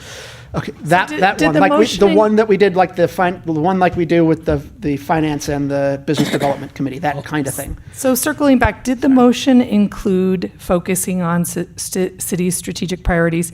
Not the selecting one or two, but As a starting point for Okay, the committee. I wanna make sure that was in the motion. To construct criteria.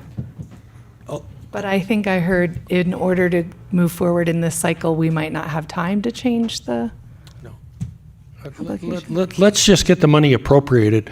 Let's say we're going to do the 400,000, then work out the details. Let the city manager in your office work out the details as you've heard the discussion, so that we're not spending another 3 hours or something here discussing all of these intricacies that ultimately we're going to have to approve All of the anyway. nonprofit people in That the we're gonna audience have to love this approve anyway. conversation. It's so deep in the weeds. I'm sorry you guys have to be here for this. So I tried to keep it simple, but you guys decided to make. I think the Well, we're motion- trying to fix a bunch programs, of but that's okay. small things at once here. I think the motion is clear. It provides us good direction. Thank you, Ms. City Manager. I'll If make a it's second motion on if it is appointing committee approved, members. I would request that you make a second motion Will to do. appoint your ad hoc committee so that we can meet quickly. Okay, so we'd vote on the first motion. I have to make the next, I'll make another motion on that. That motion carries.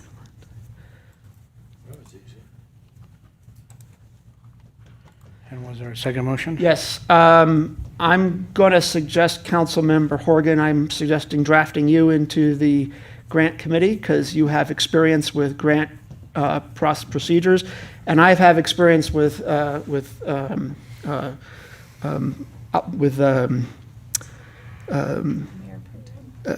source selection as well, and I would like to suggest that as So an are we application. changing the process? Because I think it was the mayor pro tem and a council member. It was the mayor pro tem and a member of the finance committee were the current So ex officio I thought that assignments. the motion was going to be council. It's a mayor pro tem and Member. then one member of the finance committee. That's Mr. That's currently.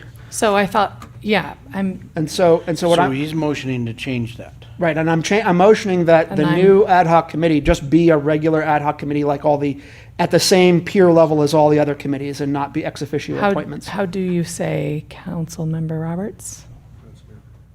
Pro tem, how do you feel about this? You've been I'm okay drafted. with it. Okay, that's fine with me. You've been drafted, Drafted. Mr. Mayor. You know too much about this topic, so No, you're getting roped that's into fine this. with me. I just wanted to make sure, since it was changing an appointment that the mayor pro tem had, so it's fine with me. All right, you're being dragooned. What's your motion? Is the motion made? Yeah, I move to appoint myself and Council Member Horgan to the new ad hoc committee for community grant funding. Second.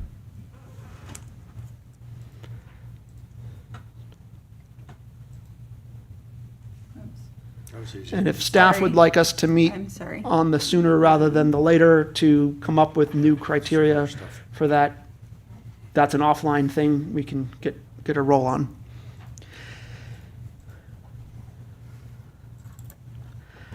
To all the motion carries. community members who stuck around for this, I'm sorry. We did fix a ton of little things in that Before we move- conversation.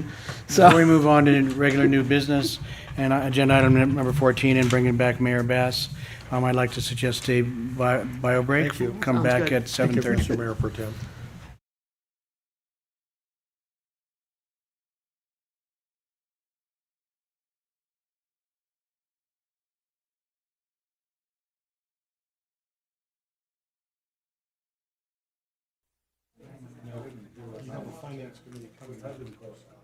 What's that? Right now. 7:30. And we're ready to go whenever you are. All right, we are going to go ahead and call this meeting back to order. We are moving into regular new business. This is going to be item number 14, the Ad Hoc Electric Utilities Subcommittee, and this will be Ms. Roverud. Thank you, Mayor Bass. Between 2021 and 2023, the city engaged with Liberty Utilities to discuss a new franchise agreement with them. Those discussions did not result in a new franchise agreement, so we have gone several years without an active franchise agreement. Despite that, Liberty has continued to pay the franchise fees to the city that were established in the previous agreement. Liberty staff has recently reached out and desired to reinitiate those discussions about a new franchise agreement. And so the agenda item tonight is an opportunity for the city council to establish a ad hoc subcommittee to engage with staff on those discussions.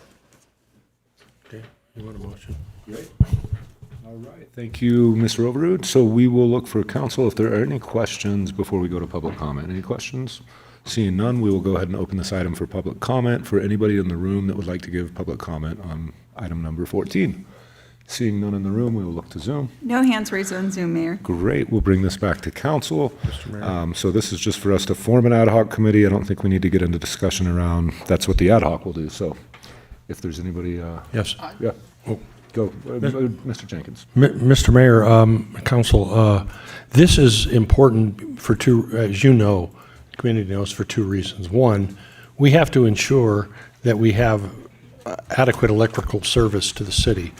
And B, we have to ensure that the price is reasonable. And so I fully support and I applaud staff for bringing this matter back to us. And was that a question? Are we on the question? Oh, that's right. No, we're over. Yeah. So I would like to make a motion that we appoint an ad hoc subcommittee, and I'd be happy to volunteer. Make the motion. I would also like to be on the, I would also like to be on the committee. Make, yeah, that, well, go. I'd like to be on it. I think one of the things that we should consider about this is going to be a long-standing issue. We do have an election coming, so and not to say, Mr. Robbins, I hear you out completely, but I just want to put that as a thought on, you know, somebody that we know, these two council members are going to be here past November regardless, so that would be my only comment to that. Mr. Mayor, with respect, you make an important point that these negotiations or this discussion will likely take time. And it's only been since 21 that since 2021 that we haven't had a franchise agreement. But I think there's it's critical discussions, and there needs to be continuity in those discussions. And yeah, so the motion is to create the ad hoc committee, and then I guess the council could pick who it chooses to. Make a motion suggesting I already two people. did. But put the two people in the motion. Yeah, I think with no disrespect to anybody, I think the Mayor Pro Tem and I are the two who will continue in sickness and in health.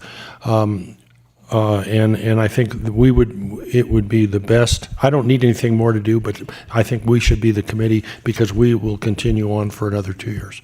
My main concern about Is the there, franchise. hold on before, Is there a second? I'll second. Great, so we have a motion and a second.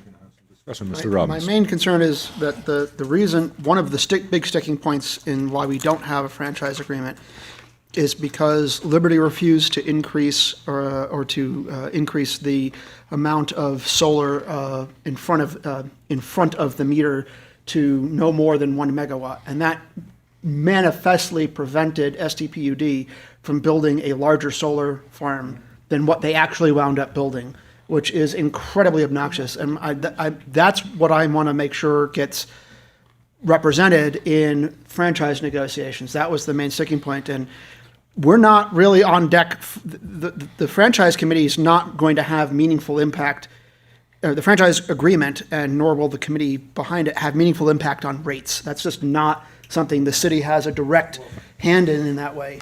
Well, so real quickly, I don't think part of what the ad hoc is going to do is all of that work. So I don't think we need to get into the work. I think really today is just about let's get this ad hoc appointed. I do hear you though, and I think one point to that is that the franchise agreement will come back to council to be approved ultimately by council. So at that time, we could, if those things didn't get handled by the ad hoc, the council could get those things added at that time. So, so we have a motion and a second. I think we're prepared to vote. You make a good point, Scott. That motion unanimously carries. Great. All right. And Reliable local generation. we are moving on to item number 15. This is a contract with Best and Krieger LLP to provide interim city attorney services and appointment of Sergio Rudin as interim city manager. Ms. Stroud. City Attorney. Good evening, Mayor and council members. Heather Stroud, your city attorney for another few weeks. And I am pleased to present this item. As you are aware, I provided notice of my resignation that will be effective July 2nd, and an interim city attorney is needed while the recruitment for the permanent city attorney is ongoing. Staff issued a request for proposals in accordance with our procurement policy. 4 proposals were received, and a committee of staff reviewed and scored those proposals.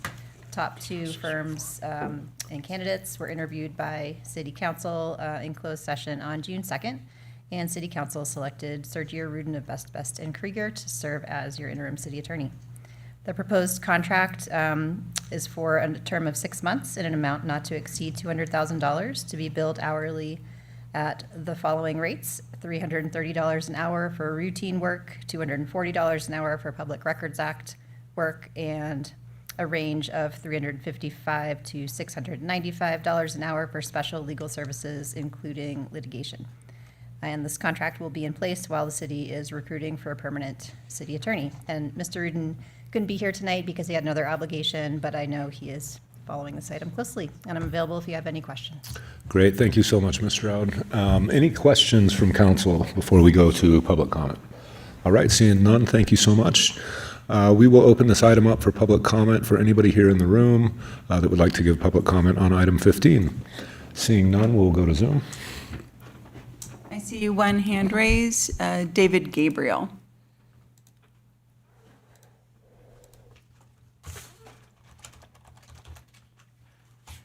Mr. Gabriel, if you could unmute yourself.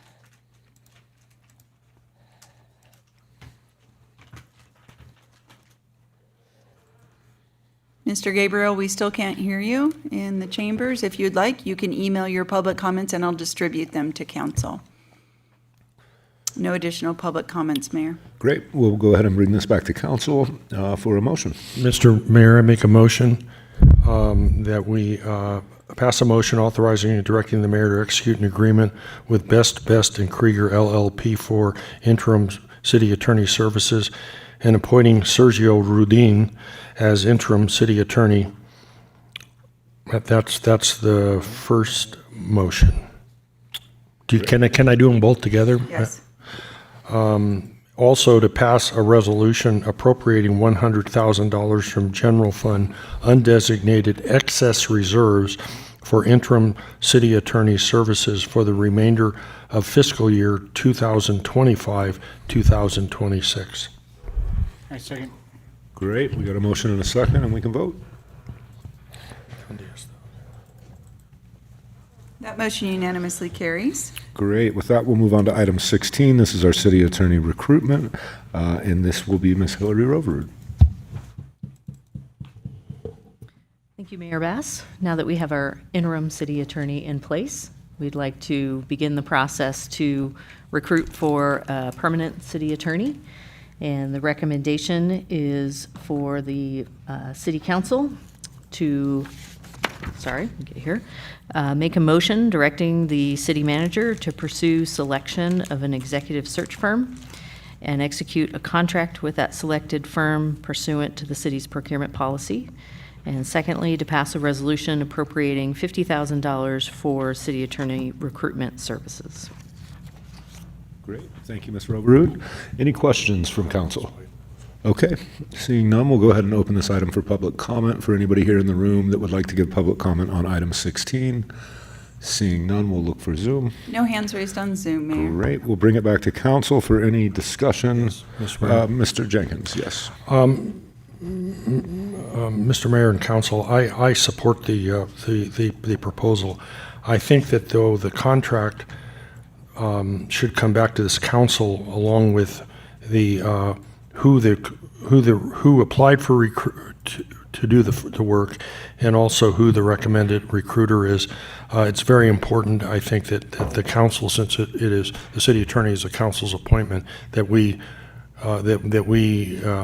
are happy with the recruiter, and we are also able to approve or disapprove the recruitment. And that has no reflection on staff. It's just the way I think it should operate. Okay. Any other council members want to have discussion? I think I politely disagree. I think that this is under the amount that they need approval for, am I correct? So I would suggest that I think the city staff could go ahead and move forward with this recruitment without any approval from us in terms of who they decide to use. Let us know who they chose. Let us know who they chose. Were you saying that we would have to approve who they choose? And this is there are two people that the city council appoints. The administration is handled under city manager, city clerk. That's the city attorney and the city manager. It's important, as we have recently found, it's important who the recruiter is.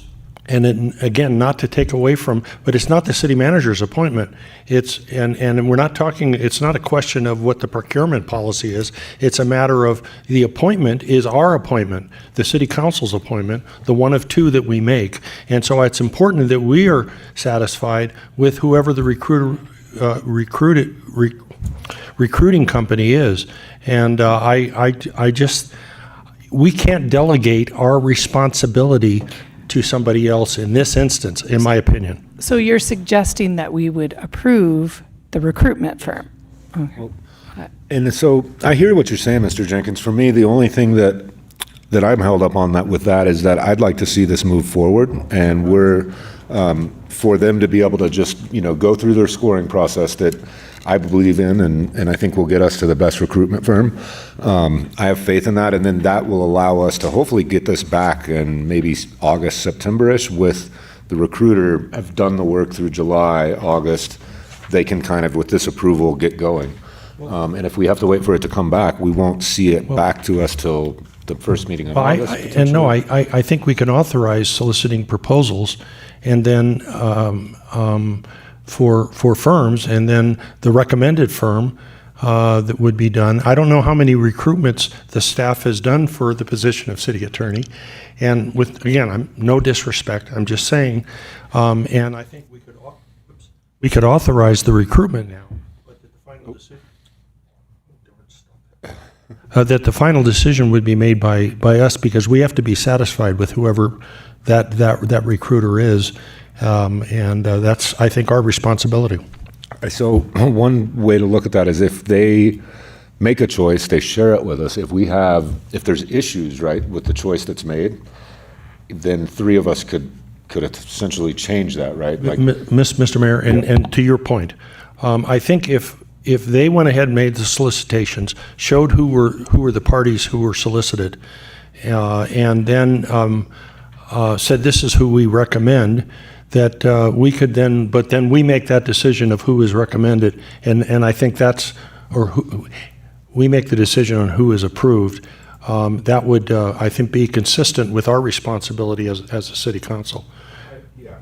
But the only issue I have that's just going to slow this whole process down a lot. And then I think one of the ways to handle this is if they send us the emails, if they hear back from three of us that we're not happy, right, then... It's a Brown Act violation.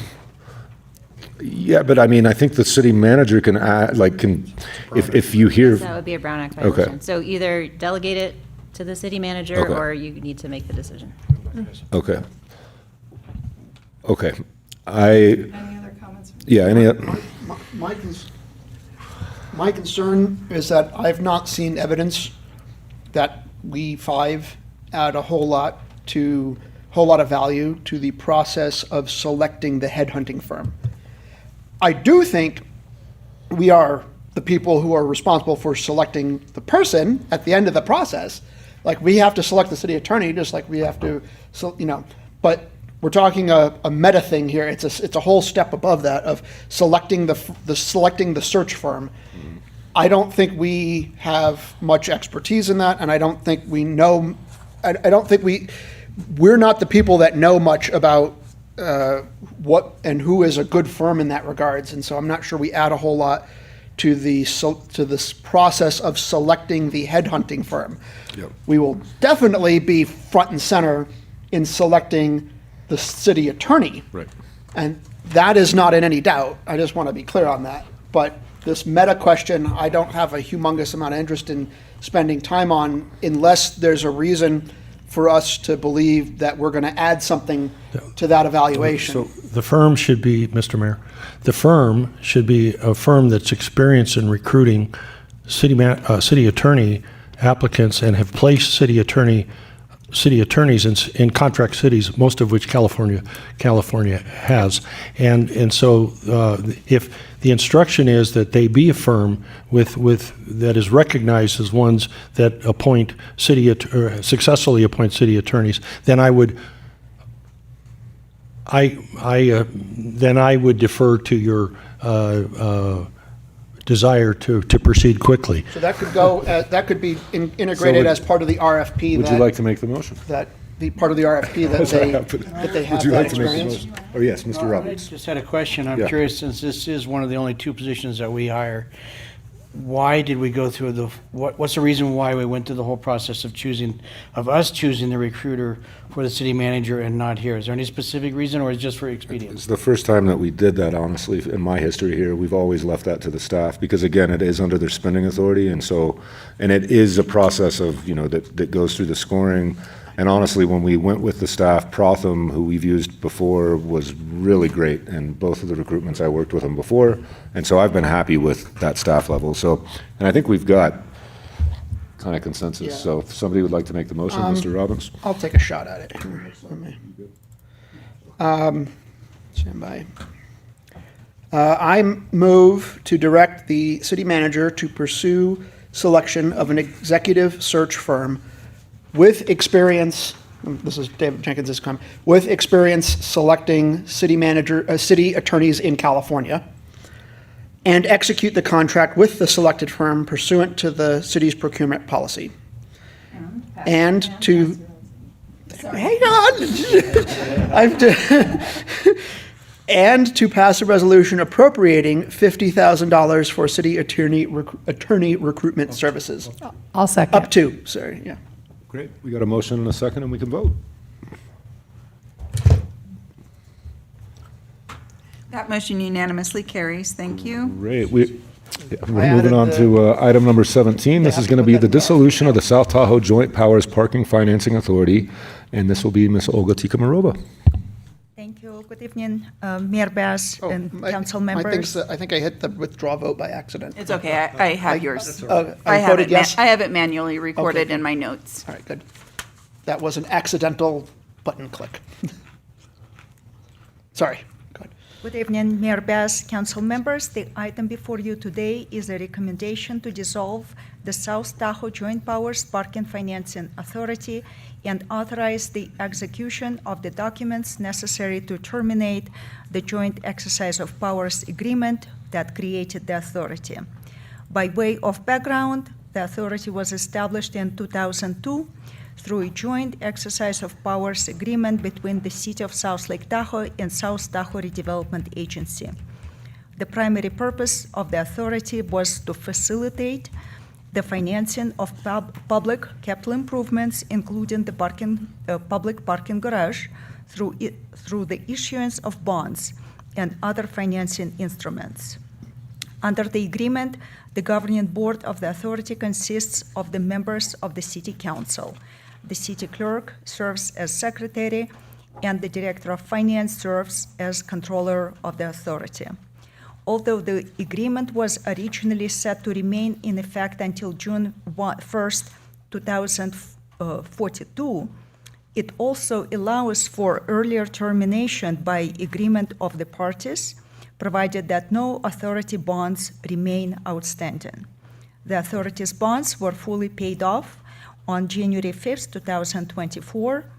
As a result, the financing purpose for which the authority was created has been fulfilled, and the authority no longer has an active operational or financing role.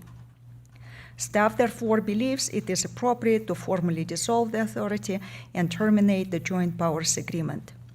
Prior to dissolution, staff has confirmed or will confirm that all bond-related obligations have been satisfied, that any remaining administrative or contractual obligations have been addressed, and that any remaining cash or property is identified and distributed in accordance with the joint powers agreement.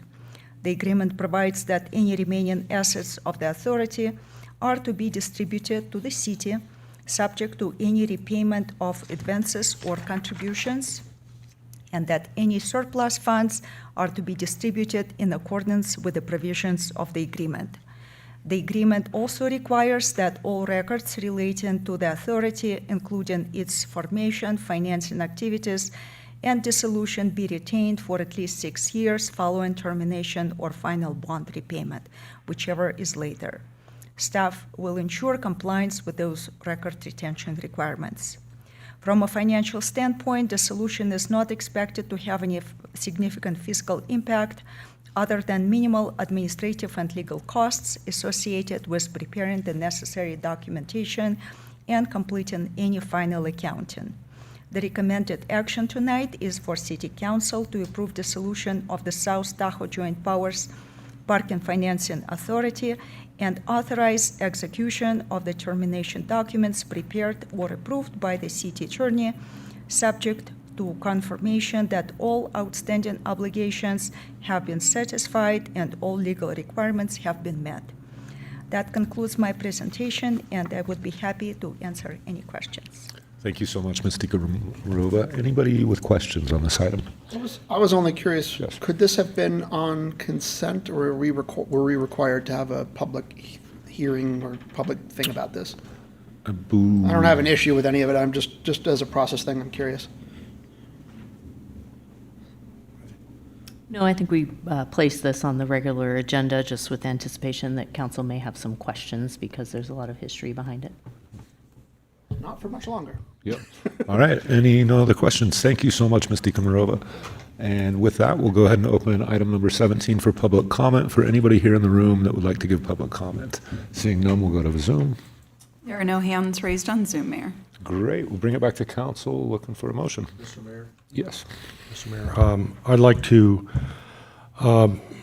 make a motion that we pass a resolution dissolving the South Tahoe Joint Powers Parking Financing Authority, JPA, and authorizing the transfer of all remaining assets, rights, and obligations to the city, subject to review and approval by the city attorney, and 2, acting as both the city council and the redevelopment agency successor agency board, pass a motion to approve supplemental agreement terminating the joint exercise of powers agreement by and between the City of South Lake Tahoe and the successor agency to the former South Tahoe Redevelopment Agency relating to the South Tahoe Joint Powers Parking Financing Authority. Yeah, not so easy, is it? Great, we got a motion and a second, and we can vote.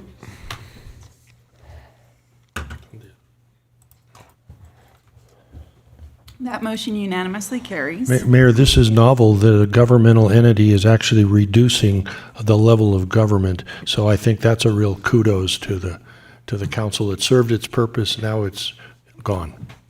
Good stuff. All right, moving on to our agenda planning calendar, and this will be Ms. Roverud. Thank you, Mayor Bass. Just wanted to remind the council that we do have the State of the City address on June 24th. That will be noticed as a special city council meeting so that all of you can attend, and there will be opportunity for public comment at that event. You also have a special meeting on July 14th, primarily to consider extension of the urgency ordinance that was passed, putting a moratorium on tobacco retailers. We may have a closed session that day. We're not really sure yet. That will probably dictate whether we bring back that CTC land exchange that we have planned on the APC now, but it may need to get pushed further. Your next regular meeting is August 11th at 9 a.m., and we have quite a few items that are queued up for that agenda. Great. Thank you so much, Ms. Roverud. With that, we'll move on to updates and announcements. Ms. Stroud. Mr. Mayor, so this is my last meeting with y'all. I have been sitting in this seat for almost 8 years, and I really appreciate having the opportunity to serve this community for that period of time. I'd like to think I left things better now than when I got here, and I'm confident that you'll be in good hands with Mr. Rudin as your interim city attorney while the recruitment for a permanent city attorney is underway. I do wish the city the best, and you all will do just fine without me. Thank you. Ms. Stroud, yes, I just can't tell you how much in this 8 years you have brought to our city, and you leave our city in such a better place than I've really ever seen it, especially in the eyes of the legal framework that we operate under. You have, in my history, when I came here, actually, when you started, I wasn't elected, and I had just done a referendum.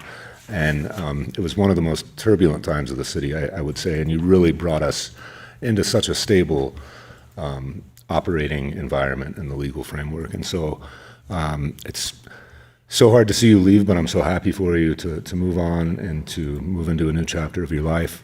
And for that, I want to present to you a key to the city, and thank you for all you've done.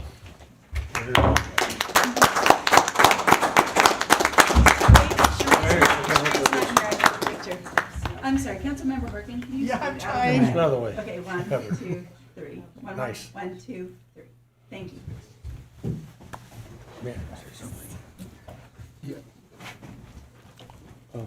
May I just comment on it? Go right ahead if you'd like.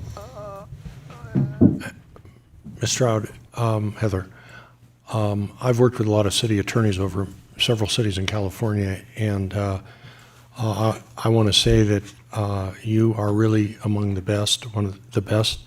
Your calmness and your demeanor during meetings is a calming effect on us, on me most of the time. But I know that internally there might be other things going on at times with us, but I really will miss you. I respect you, and I wish you success and good fortune in your future endeavors. Great. All right. With that, we're going to go ahead, Mrs. Blankenship. Thank you. Yes, Heather, we will get along fine without you, but we will miss you very much. You make being here bearable some days. I really need you. Anyway, besides that, I did want to announce that the mayor issued a proclamation on Friday recognizing the 90th anniversary of the movie Rosemary that was filmed in 1936 here. So that got issued. Also, the election is coming up. I will have an announcement going out in the paper the first part of July, but just wanted to get the word out that I will be taking appointments for people to pull nomination papers. All the information's on the city clerk's elections page, but the nomination period opens and I'll start taking appointments on July 13th through August 7th. And so looking forward to another hopefully boring election season. That's what we clerks love. And then lastly, I'm going on vacation. And Michelle Davis, the assistant city clerk, will be the acting city clerk in my absence, and I'll be back July 6th. And that's it for me. All right, very good. Mrs. Roverud. Yeah, thank you, Mayor Bass. I just wanted to express my gratitude for having the opportunity to work with Heather these years. I've learned so much from her, and we've had some good times, I'd say. It's not a goodbye for me, because I know that we will continue to have professional and friendship relationship going forward. Since she's staying in town, we'll go for walks and things like that. But I just wanted to say that I just really appreciate the opportunity to work with Heather, and I agree, she has brought a lot to this organization, a lot of value. So I want to say thank you. Also just wanted to make you aware, while we have this bit of a break from regular city council meetings, our Public Works Department is finishing up with the contractor on the Bijou Connector Trail on El Tahoe. So if you haven't seen it, go by there. Great connection between the trail by the middle school to the Greenway, which is our bicycle kind of spine through town. Also looking forward to Lake Link expansion in mid-July to cover the rest of the city. We're working with SSTMA to try to put together some celebration of that, so keep an eye out. And as I mentioned, State of the City next Wednesday starts at 4:30 with meet and greet with some appetizers, and each of the departments will have a table for the community to interact with them. And then the State of the City address begins at 5:30. Great, thank you, Ms. Roverud. All right, moving on to council member reports and comments. I'll start with Mr. Jenkins. Mr. Mayor, is this the time to request matters for future agendas? That's right. Yes. I would like to propose that the council consider on an urgency basis an ordinance that bans the use of glyphosate inside the city limits. What now? The Roundup stuff. Glyphosate. Oh, okay. Yes, sorry. I think we already have that on the agenda. I didn't know we did. Yeah, I got it. Oh, we do? Yeah, I got a second. I think you seconded it. Oh, I'm sorry. It's all right. And No worries. I seconded. Well, then the second motion is the second request is that we recommend that the city council as a body recommend to appropriate authorities that the use of what is it? Glyphosate. Glyphosate. Glyphosate. Water. That glyphosate not be used in the Tahoe Basin or in forested areas that serve the Tahoe Basin. So I think that because, and again, I support it 100%, but I think we have it agenda. So I got the second. There's two issues. Well, I think we can do that. We can do it together? Yeah, 100%. Yeah, so I support it, but I think we're already there and it's already happening. Well, and thank you for reminding me that if I seconded it, that I No seconded worries. it. Anything else? No, sir. Okay. Mr. Robbins. I have 6 items I'd like to add. I'm just messing with you. I'm good. Just, dude, the look on your face. You're just like, Gratitude once again for the appointment on the council, and today it's because I got to be in a working relationship with the attorney, Ms. Stroud. I didn't realize, but now I do know through working with Ms. Roverud and Ms. Stroud that I was missing in my life professional connections with other women that are of similar vintage, and I don't know if that's the right word. Are we a vintage? No, I did not realize how lucky I would be to get to work with both of these women, and how much it has been meaningful in my life and shaping who I am and how I move forward professionally. So I want to thank you both, but I want to thank you, Ms. Stroud, as this is my last opportunity publicly to do that. Mr. Roberts. Just Ms. Stroud, great working with you. Appreciate all the support you've given me and my process of learning, and gonna miss you. Good luck to you. All right. With that, I don't have much more than we'll see you at the State of the City next Wednesday, and we are adjourned. Great job, Mr.